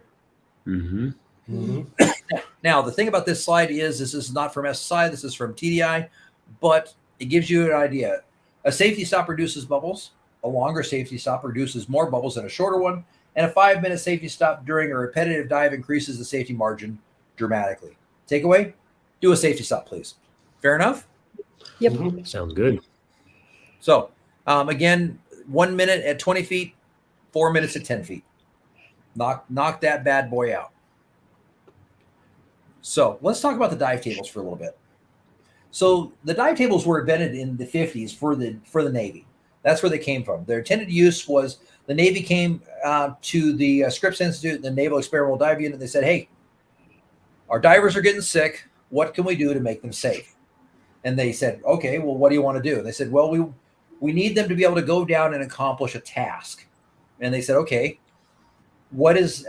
how deep do you want them to go, and what's the minimum length of a task? They said, well, the minimum length of a task is 10 minutes. I want them to be able to, they need 10 minutes to accomplish a task. And they said, okay, we can do that. Or they said 5 minutes. I'm sorry. It was 5 minutes to accomplish a task. So what they came up and they said, okay, we've created a set of dive tables at 130 feet. You can go down for 5 minutes. Now, the truth of the matter is what they said was you can go down to 140 feet for 10 minutes. But they realize they're dealing with 19-year-old men, not the smartest animal on the entire planet. So what they said is, okay, if I tell them they can go to 140 feet, that means they're going to go 150 feet. So we tell them they can go to 130 feet and they go to 140 feet, we're still okay.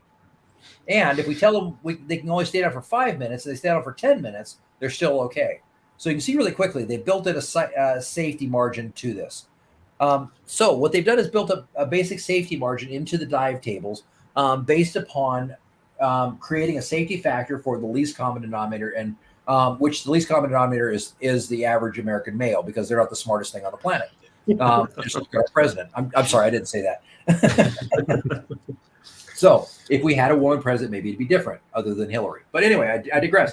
So what they did is, how they determine this is through Doppler research. Now, what they do is they experiment with different types of dive tables, different algorithms. What they literally do is they take 100 fine volunteers in the Navy, and they try and get them bent. And when they pull them out of the water, they actually have a Doppler radar, and they go through and they're able to measure the size of the bubbles in their ulterior gas. I actually have one here at the house. I have it's called an O dive. It's about the size of a hockey puck. At 30 minutes after a dive, I put it on my collarbone, I measure it. I put it on the other collarbone, and I measure. And then an hour after the dive, I put it on my collarbone, I measure, and on the other collarbone, I measure. It tells me how many bubbles I have in my ulterior gas network. They're about $700. My wife and I use it primarily when we're doing technical diving to just check ourselves in for safety. Now, the limitations to these dive tables is they are designed to, as we saw in class, they're designed to and based on the box theory. So that's where getting a good dive computer is to your advantage. This dive computers is pretty interesting. In the 70s, the Navy developed the first dive computers, and they were classified top secret because they didn't want the enemies to be able to figure out how to use them and what our people were doing. So they classified them top secret. Their intended use, they have one main goal only. They are there to put an algorithm on and measure the amount of nitrogen absorption in your bloodstream. That's their intended use. Absolutely. Now, new dive computers, by the way, this is an Suunto Eon Core, very good dive computer. My wife had one. They do other cool things now. They will tell you your depth. They'll tell you your dive time.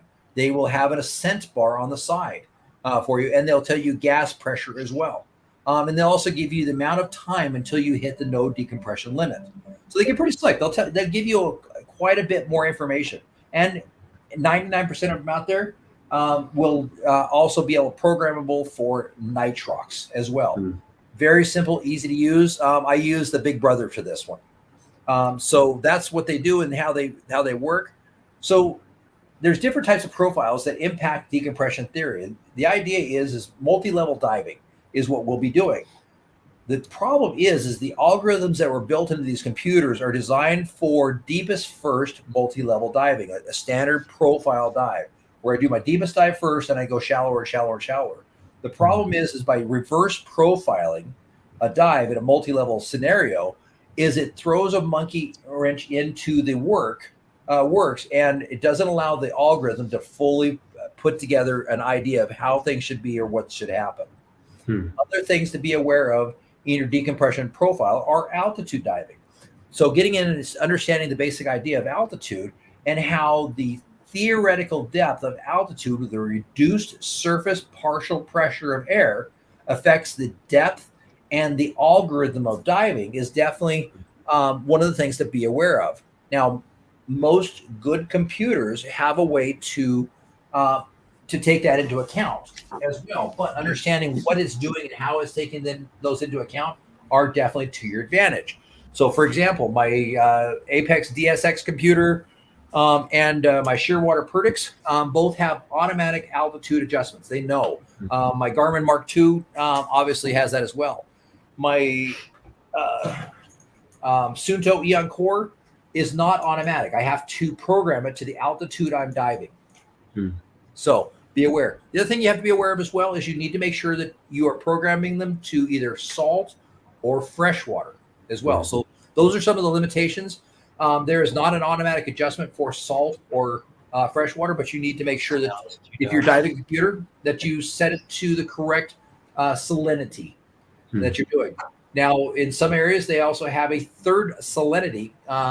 It's EN 3811, if I remember correctly. I'm trying to remember what that is. It's got me bugged. I may look it up in a little bit, but it is called brackish water. So it's a combination halfway between salt water and fresh water. So be aware. What are you diving? What's the pressure of the water around you? And as we kind of talked about in dive class, saltwater has greater pressure than freshwater. That's why 1 atmosphere in saltwater is 33 feet. 1 atmosphere in freshwater is 34 feet. So just be aware. Those some of the limitations of diving. Which computer do you use the most? It's a loaded question.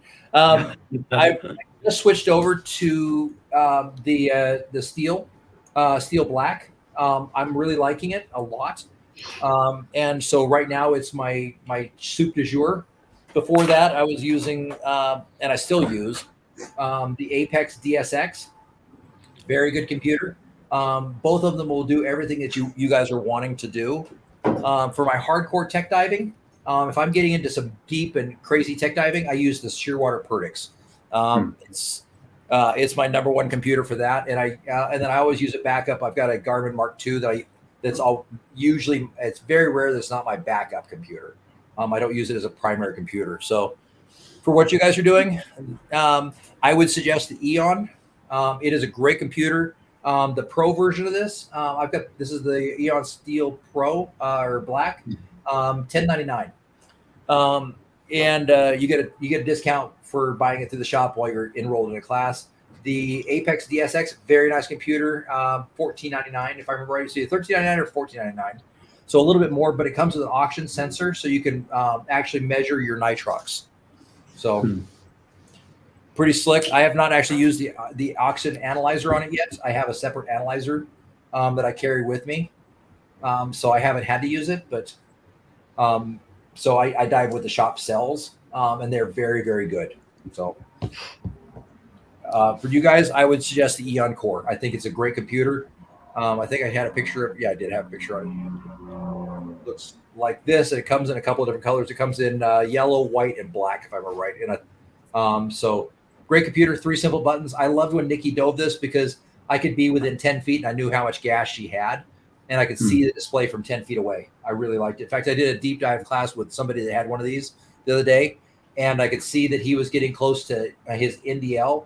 And so I went ahead and turned and did a surface call to go to the surface because I could see from 10 feet away what was going on in his computer. It was pretty cool. So I hope that answers the question. Not too generally, but that's what I dive. I've done a bunch of different computers. Those are my favorites, and each one why. I can't imagine you guys are going to get to the level of decompression diving where you're going to need one of these. The level of complicated dives that I do sometimes, this is absolutely worth its weight in gold. But it's only. Those features are only really worth it when I do those very, very complicated dives where I'm starting to get into something called trimix, where I'm adding helium to my mix, or I'm doing excessively. If I'm getting up to the point where I'm doing an hour worth of decompression, somewhere when I plan a half hour or more of decompression dive, I pull out the Perdix. If it's less than a half hour of decompression, then I just don't care. It's any one of them does just a fine job. So, give you kind of a quick, long answer of that. So, Okay. let's see. That was an excessively long answer for a simple question. I'm sorry. No, that's perfectly fine. So now the good news is as we start looking at this, we need to start understanding what the equivalent depth in feet is based upon the partial pressure or fractional partial pressure of oxygen that we're breathing. So if we're breathing a higher partial percentage of nitrox, so if we're breathing 20 or 21% air at 35 feet, it's 35 feet. If we're breathing 30% nitrox at 35 feet, it's equal to 43 feet. So when I go back over to my standard dive table, I can use this chart right here, which, by the way, is on your MySSI app, and I can do an equivalent air based upon the amount of nitrox I'm diving. Easy enough. So if I'm diving 70 feet on 30% nitrox, what's my equivalent air depth? 70 feet on 29%. What's my equivalent air depth? 81. Yep, 81. 70 feet on 29%, 83. 60 feet. It'd be the same as diving air at 60 feet. He said 31st. Oh, So- gotcha. Okay. Sorry about that. So 29%. I'm sorry, I digress here. So 29%, Mm-hmm. 70 feet is equal to diving 60 feet on air. Mm. How about if I dove 117 feet on 30% nitrox? What is the equivalent air depth? 100 feet. What was it, 100 feet at what? Absolutely. 117 feet on 30% nitrox is the equivalent of a 100-foot air dive. Now, interesting enough, as we look at this chart, and for example, if I wanted to dive 33% nitrox and I wanted to go past 112 feet, could I do that? Or should I do that? Nope. No. No. Yellow is cautionary. You're getting too far. Red, you're exceeding 1.5. Anything past that, you're being a dumbass. Fair enough. So Yep. the nice thing is it'll give you all the partial pressures. So at 28%, at 80 feet, I'm breathing 0.96% oxygen. Now, why is that important? Well, because of this next chart. Yeah. You can only, for CNS oxygen toxicity, we need to be aware of what our dose is. And when I say dose, it's the exact same thing. My dosage of aspirin is 2 pills every 4 hours, right? Or my dosage for NyQuil is 2 pills every 6 hours, whatever it is. That's the dose. Well, because oxygen is like a medicine, it is a controlled substance, it has a dose as well. So as we look at this, I can start getting an idea that if I'm doing a dive with a partial pressure of 1.0, and I can come over here and I can see that 89 feet on 27% is 1.0. So I can go back over this other chart. And so on that dive, I'm diving 1.0. My single dive limit at 1.0 is 300 minutes.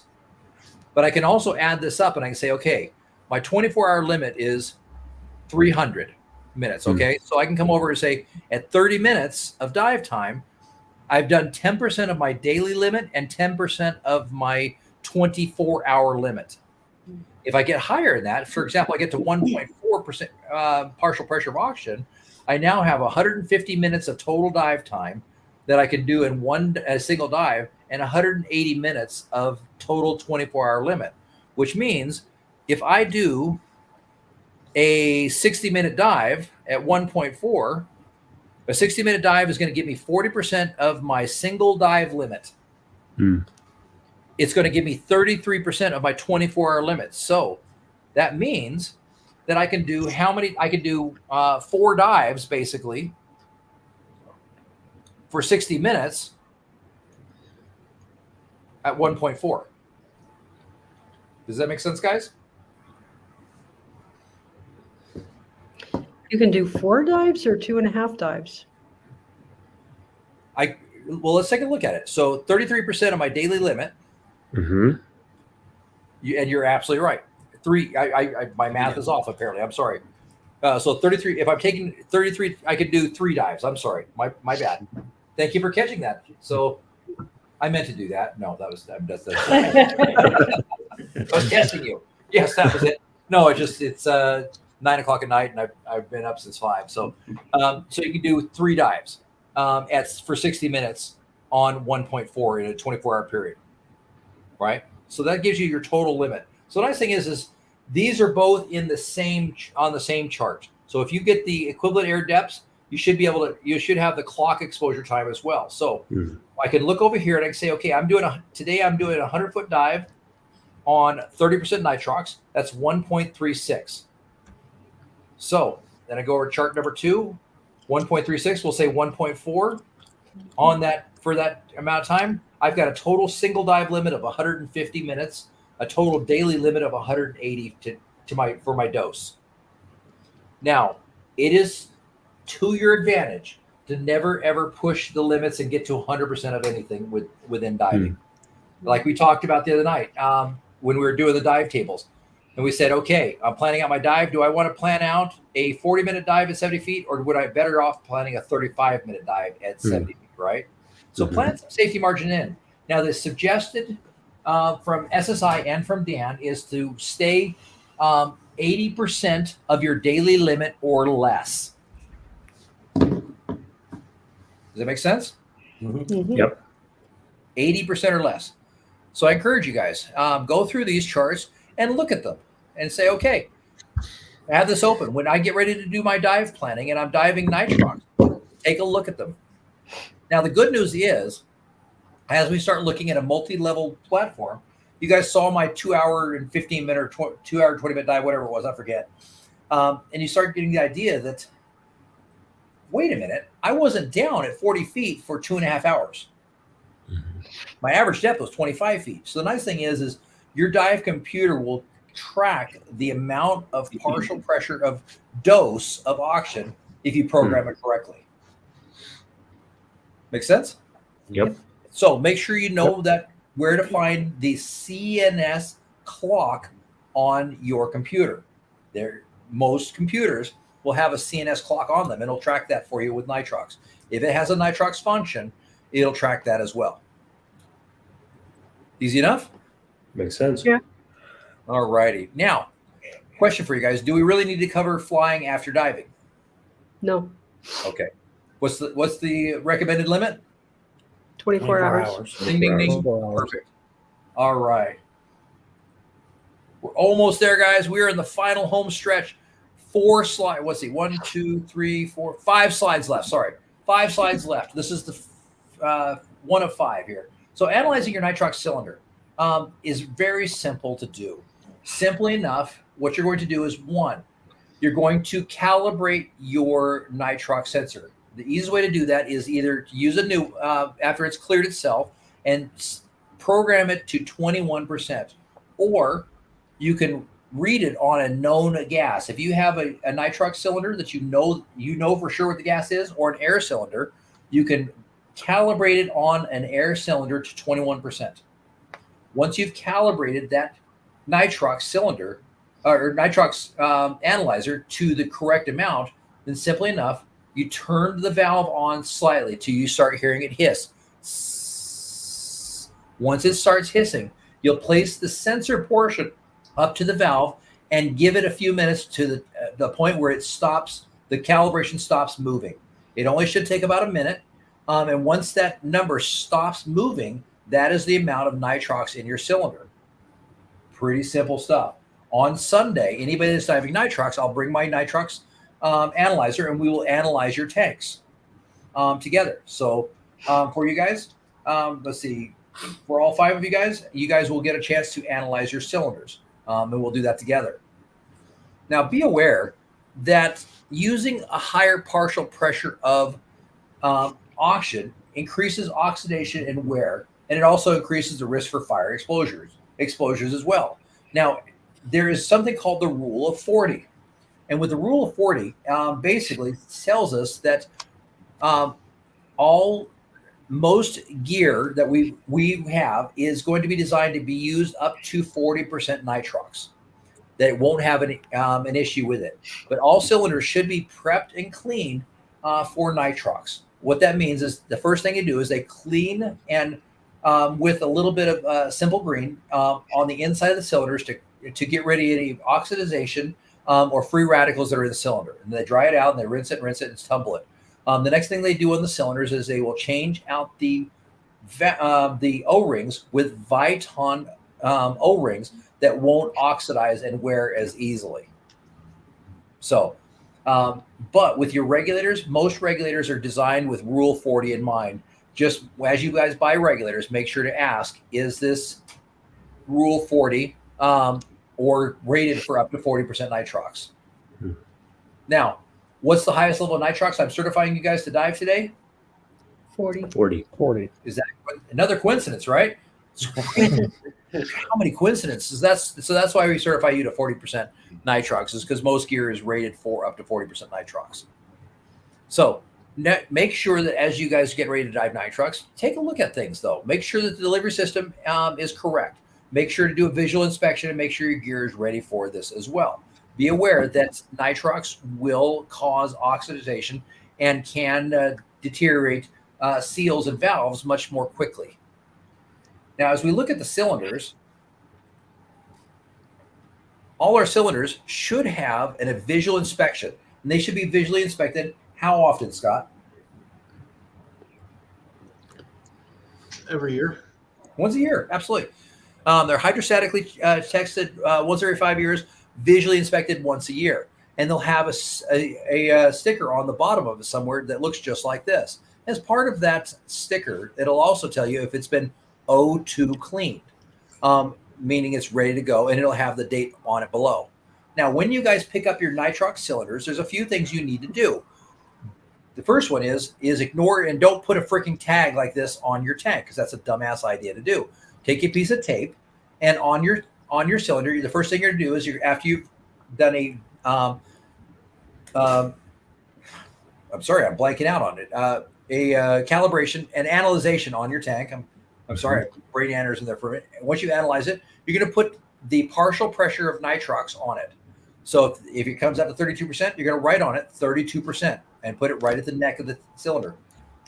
As part of that, you're going to pull out that chart and you're going to write on it what the mod is. The mod, and make sure to put in feet or meters. Please, and at what partial pressure. So 1.4, your mod is going to be what? Put that on there. Write the date on it when you did it, and you initialize it. Eric and Anita, here's the deal. How many of my tanks have I ever let Nikki analyze and sign off for me? For you, probably none. 0. I love my wife and I trust her. She gets it all if I die, but she doesn't analyze my tanks. You are the only one who can analyze your tanks, period. Scott, Riley's got to analyze her own tanks, and she has to put her own information on there. So I would certainly supervise, but in the end, she can't do yours, and you should not do hers.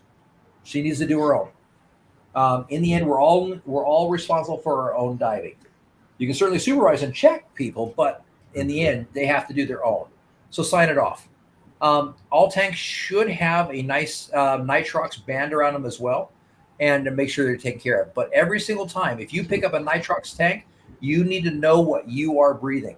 Funny story for you. I was on a boat in Florida. It was just a recreational boat. And Nikki and I had ordered up nitrox for this dive, and they were putting the tanks on. And I looked at the dive master and says, "Hey, I didn't bring my analyzer from the hotel. I need to borrow your analyzer." He's like, "Why do you need to analyze your tanks?" I says, "Because it's nitrox." He says, "But I analyzed them." I says, "That's great. I need to analyze my tanks."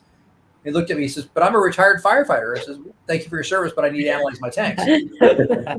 He says, "You don't trust me?" I says, "Not for nothing, but I just met you like 30 seconds ago, so no, I don't trust you. I need to see your analyzer." And he actually came back and said, "But I'm a retired firefighter." I says, "Again, thank you for your service. Where's your analyzer?" He was very, very confused. Do not dive a gas blend that you have not personally observed and analyzed. They can absolutely hold the analyzer as long as you get to see it and you mark down that you saw what was in that tank. It's on you to always analyze your own tank or to directly observe that analyzation. Yep. No dive shop worth their salt will let you dive without an analyzation. So that's what I encourage. Now, as you get into a little bit more advanced diving, just be aware when I do my nitrox analyzation, I put a sticker on the front, I put a sticker on the back, around the valve, I put a sticker on the bottom of the tank on both sides, and I put a sticker on the bottom of the tank itself. And then I also put a small sticker on my regulator. So does that give you kind of a little bit of an idea how important it is to know what's in that tank? Mm-hmm. So if I'm putting freaking 6 stickers on six stickers, 1, 2, 3, 4, 5, 6, 6 stickers of the gas that's in a tank. When I'm doing big dives, then you might get the idea that it's a little bit important to know what's in that cylinder. Please know and verify what's in your cylinder. Never dive with outside your ability, your training, and your experience. But also, in the end, you are responsible for you. Y'all put on big kid clothes this morning. Y'all get to big kids and make sure that you know what's in your tank. So I'll trust Nikki to put gas in the right kind of gas in the car, but I won't trust her to analyze my cylinder. So, all right. Now, what questions do you guys have? I guess if you don't mind, just to go back a little bit, you had mentioned that say we're coming up from a dive, we need to do a safety stop, Mhm. and we, of course, somehow because of current or not paying attention, we kind of go past it. When we realize it and come back down, do we start at zero again? In other words, say it's a 5 minute stop. I'm sitting there for 2 minutes and I realize, oh man, I drifted up. I need to go back down. Do I start at 5 minutes again? Nope, Or- you can continue your time as is. Now, Okay. here's the cool thing is remember safety stops are option or not mandatory. They're strongly encouraged. So as we think about it like that, but simply in that situation, you can continue with where you were at. If you were at if you knocked out 1 minute of a 5 minute safety stop and you came to surface, go back down and knock out the other 4 minutes. Okay. Slowly ascend to the surface. Now, here's one thing I'm going to tell you guys that I know you haven't heard. There's something that I do that's called body deco, and you see this more in tech diving. But what body deco means is that once my head pops the surface, after I've done my safety stops and my deco stops and everything else, I will spend 5 to 10 minutes in the water with my head out, relaxing. I'm still getting pressure on my body. I'm still I'm still off gassing. So when the boat comes around, I let everybody else on the boat. I promise you, I'm usually the first one on the boat or off the boat, and I'm the last one on the boat. And usually that's because I'm hanging out in the water and I'm enjoying because I realize that sitting in the water in the Caribbean or off the coast of Hawaii or California or wherever I'm at is better than anything I'm going to do for work ever. So the second thing I realize is that I'm going to, when I'm getting on the boat, I'm carrying 65 pounds of crap up a damn ladder across a slippery deck. That's not an easy thing. So I'm increasing my heart rate, increasing my cardiovascular circulation. So I'm off gassing a lot faster in that situation. So take a little time, hang out in the water with your head out, let that gas off gas a little bit more. And then when you get back on the boat, you'll have off gas even more. And that strenuous activity of getting on the boat won't be nearly as hard. Now, Saturday, you guys are going to get the opportunity to learn about the damn hill. I hate that damn hill. I have climbed that damn hill so many times I should be a millionaire by now. But as you carry that stupid gear up the hill, take some time. Hang out in the water for a little bit. Hang out down. Take your time. In fact, if you guys want, leave your gear at the bottom. Go up to your car. Take your gear off. Relax. Get a drink of water, whatever, and then come back down and get some of your gear and take it back up. There's nothing in the rule book anywhere that says you have to carry all that damn gear up the hill in one freaking pull. Now, Scott, I know you're a tough guy and you're gonna carry yours and Riley's gear on your shoulders up there, and probably Riley on your shoulders as well because you're a big tough guy. You don't have to. And so, Not with a bad rotator cuff. okay, fair enough. Take your time. So hang out in the water for a little bit, let yourself body deco a little bit, and take the time. So I do have a question about folks were saying that they received an email with the directions to the reservoir. I'm I'm not sure. I may not have gotten that out to you, Anita, but I thought I did. On Friday morning, I will, in the text message group, I have a little map. I actually have 2 JPEGs of the map of how to get to where we're going to go. In fact, if you'd like, I can text it right now. It's not that big. Yeah, I was going to ask tomorrow night because we looked at the reservoir. We've never been there, and it's pretty big, and there's a lot of boat ramps, and we didn't know. We were afraid we'd be on the other side and be late. Oh no, So you're we going to just be. wanna make sure. So I just happened to, let's see, have a map, and I usually text this out on Friday, but I'll text it out right now. I just got to find it here. Take a minute. Oh, there it is. There it is. And I just texted everybody a map from Idaho Falls, and once you get to the Ryrie Reservoir, it should be in your text messages. It's still sending on my side, but I just texted a map to everybody in the group. Ding! It should be on your text message now. Okay, thank you. So Thank you. I usually wait till Friday, but that Yep. that should make it nice and easy. We're gonna meet there at 8:30 on Saturday and 10:30 on Sunday. We'll be in the water at 9 a.m. on Saturday, 11 a.m. on Sunday. By the way, my, Yep. my bishop thanks you for letting me come late on Sunday because he doesn't get to see me very often. So,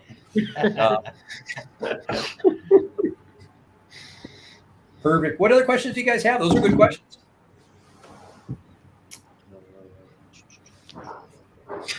You mentioned the discount at the shop for gear. You said something about during the class, but If you're signed up for a class, you get 20% off.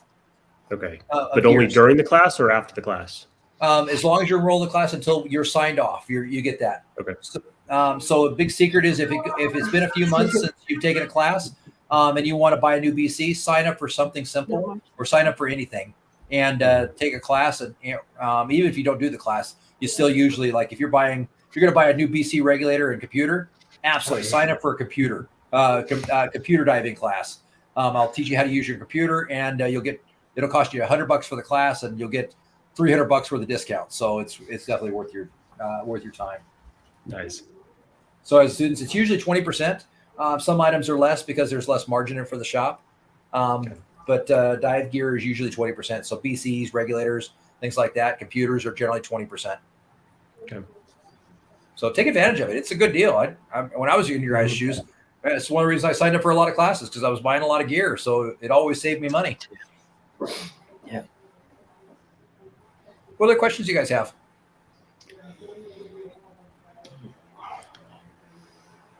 Is there how late in the year do you do the deep water diving? I'll do it all the way to beginning of November. Okay. So I have no problem going out there. I dive in the reservoir until about Christmas. I don't encourage you guys diving out there until Christmas. It's cold. And then usually the day after Christmas, somewhere around there, I have to stop diving because it starts icing over. And then I have to wait a few weeks. And then sometime in January, I start ice diving. So and I ice dive for about the middle of January to the beginning of April. And then some around there, I have to stop ice diving, and we take 2-3 weeks off at the reservoir until about the end of April. And then we start diving at the end of April again. Okay. So there's about 4 months that are ice diving out there, and you get about 4 total weeks that you can't dive because the ice is either is too thin. It's either coming on or going off. Mm-hmm. So, Yeah, which, by the way, one question I had. Sure. Oh, go ahead. I'm sorry. I didn't mean to interrupt. Oh, you're fine. I was just saying, pro tip, that's the time to go to Florida. Is November through February is an amazing Florida time. I'm just telling you right now. Okay, I guess What's my your question is that I'm used to the paper dive logs. Matter of fact, I still have my paper dive log. Oh, nice. Doing a dive log with SSI on the app. I was wondering if there's a possibility you guys will show us that, if I possible. will absolutely. That's the good news is Nikki will take you guys over to the pavilion after the dive, and she will help you guys log dives, and she will because she's a pro, she will verify them for you. Okay, great. Thank you. Oh. Absolutely. Oh, yeah, absolutely. We're going to go through and we're going to log dives together. I shouldn't say we will. You guys and Nikki will. And I will continue on with my next class or preparation. I usually like send Nikki over with that one. Now, will she be able to show me how to take my previous dives from my paper log and upload them, or is that not possible? You'll have to enter them. I mean, there's not really a way to upload them from paper. Okay. But she'll show you how to. We'll show you how to log a dive, and then once we show you how to log a dive, just go back to your paper log and just log them that way. Okay. Pro tip for you guys right now: SSI has a dive log challenge. It's actually pretty sweet. Let's see, where'd it go? It should be in your MySSI app. There it is, and take me a second to get over there. Home. I thought it was on here. There it is. Dive log challenge. I just pulled it up. It's come on. You tap your phone, it makes it go faster. There we go. So, it's 43 more days of it are going on. They each month they're giving away a liveaboard trip. Each month they're giving away 3 dive computers, 9 masks, and 9 masks. So. There's 9 chances for a mask, 3 chances for a dive computer, and 1 chance for a liveaboard trip. So log your dives. It's pretty sweet. It's you will definitely want to log, and the more dives you log, the more chances you get. So Eric, here's a great chance for you. Log all your dives this month and get all the raffle tickets you can stand. Yeah. Easy peasy, lemon squeezy. What other questions you guys have? Those are good questions.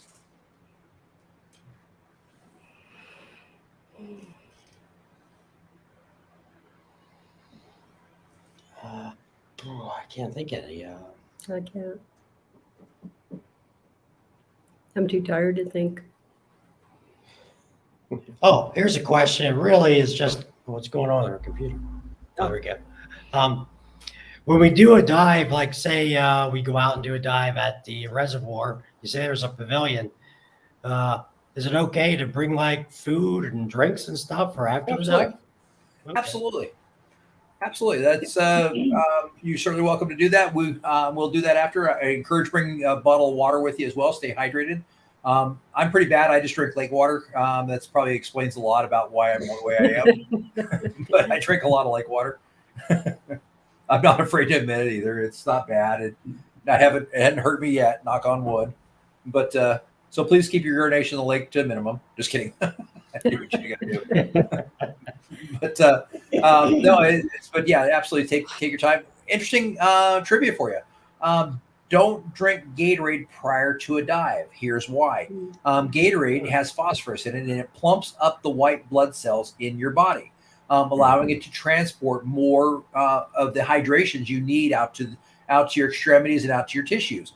But in the plumping of those white blood cells, it reduces your body's ability to transport oxygen. So it will take more white blood cells to transport the same amount of oxygen with Gatorade as without. So what that does for you is that it means you need to use more gas. It'll increase your SAC rate, your surface air consumption rate, quite a bit because it's taking more breaths to transport the same amount of oxygen out to your tissues. So Gatorade is not a good dive before a dive drink. Great for after dive. If you're done diving for the day, drink all the Gatorade you can stand to get you nice and hydrated. Fantastic. It will probably reduce the amount your body's ability to reduce the nitrogen out, but who cares? You've got all the time in the world, right?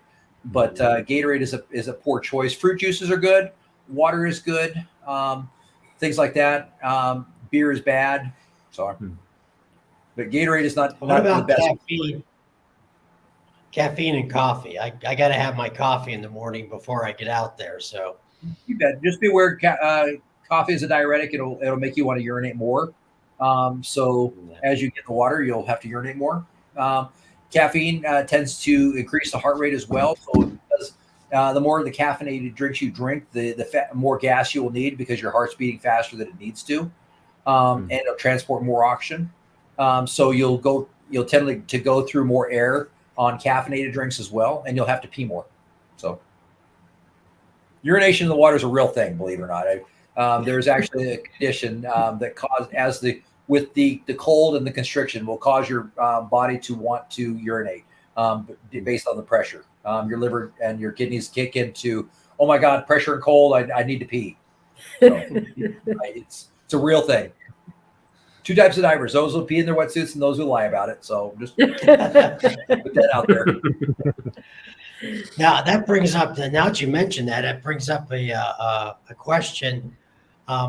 What about medication like Sudafed and Zyrtec? Said you can't take it. So if we're Absolutely. doing nitrix, we That's a great should question. Never dive with a cold, and be very careful about congestion. If you're congested, it will definitely cause challenges with that. So definitely, if you're going to do the Sudafed and things like that, do them very lightly and in very much moderation. It will definitely help your ears clear better, but it can cause other challenges. So certainly within moderation, and be very careful on that. Okay. I will tell you that Motrin is is diver's candy. Every diver that I know that dives as much as I do usually has a bottle of Motrin with them. Vitamin M. Yeah, it just happens. So probably masking a lot of symptoms that we shouldn't be, but it is what it is. Any other questions? Those are good ones. Good job, guys. No further questions? Any more? No. No. I will send an email out with a link to this video tomorrow for you guys. So you guys, I'm going to go ahead and end the recording now.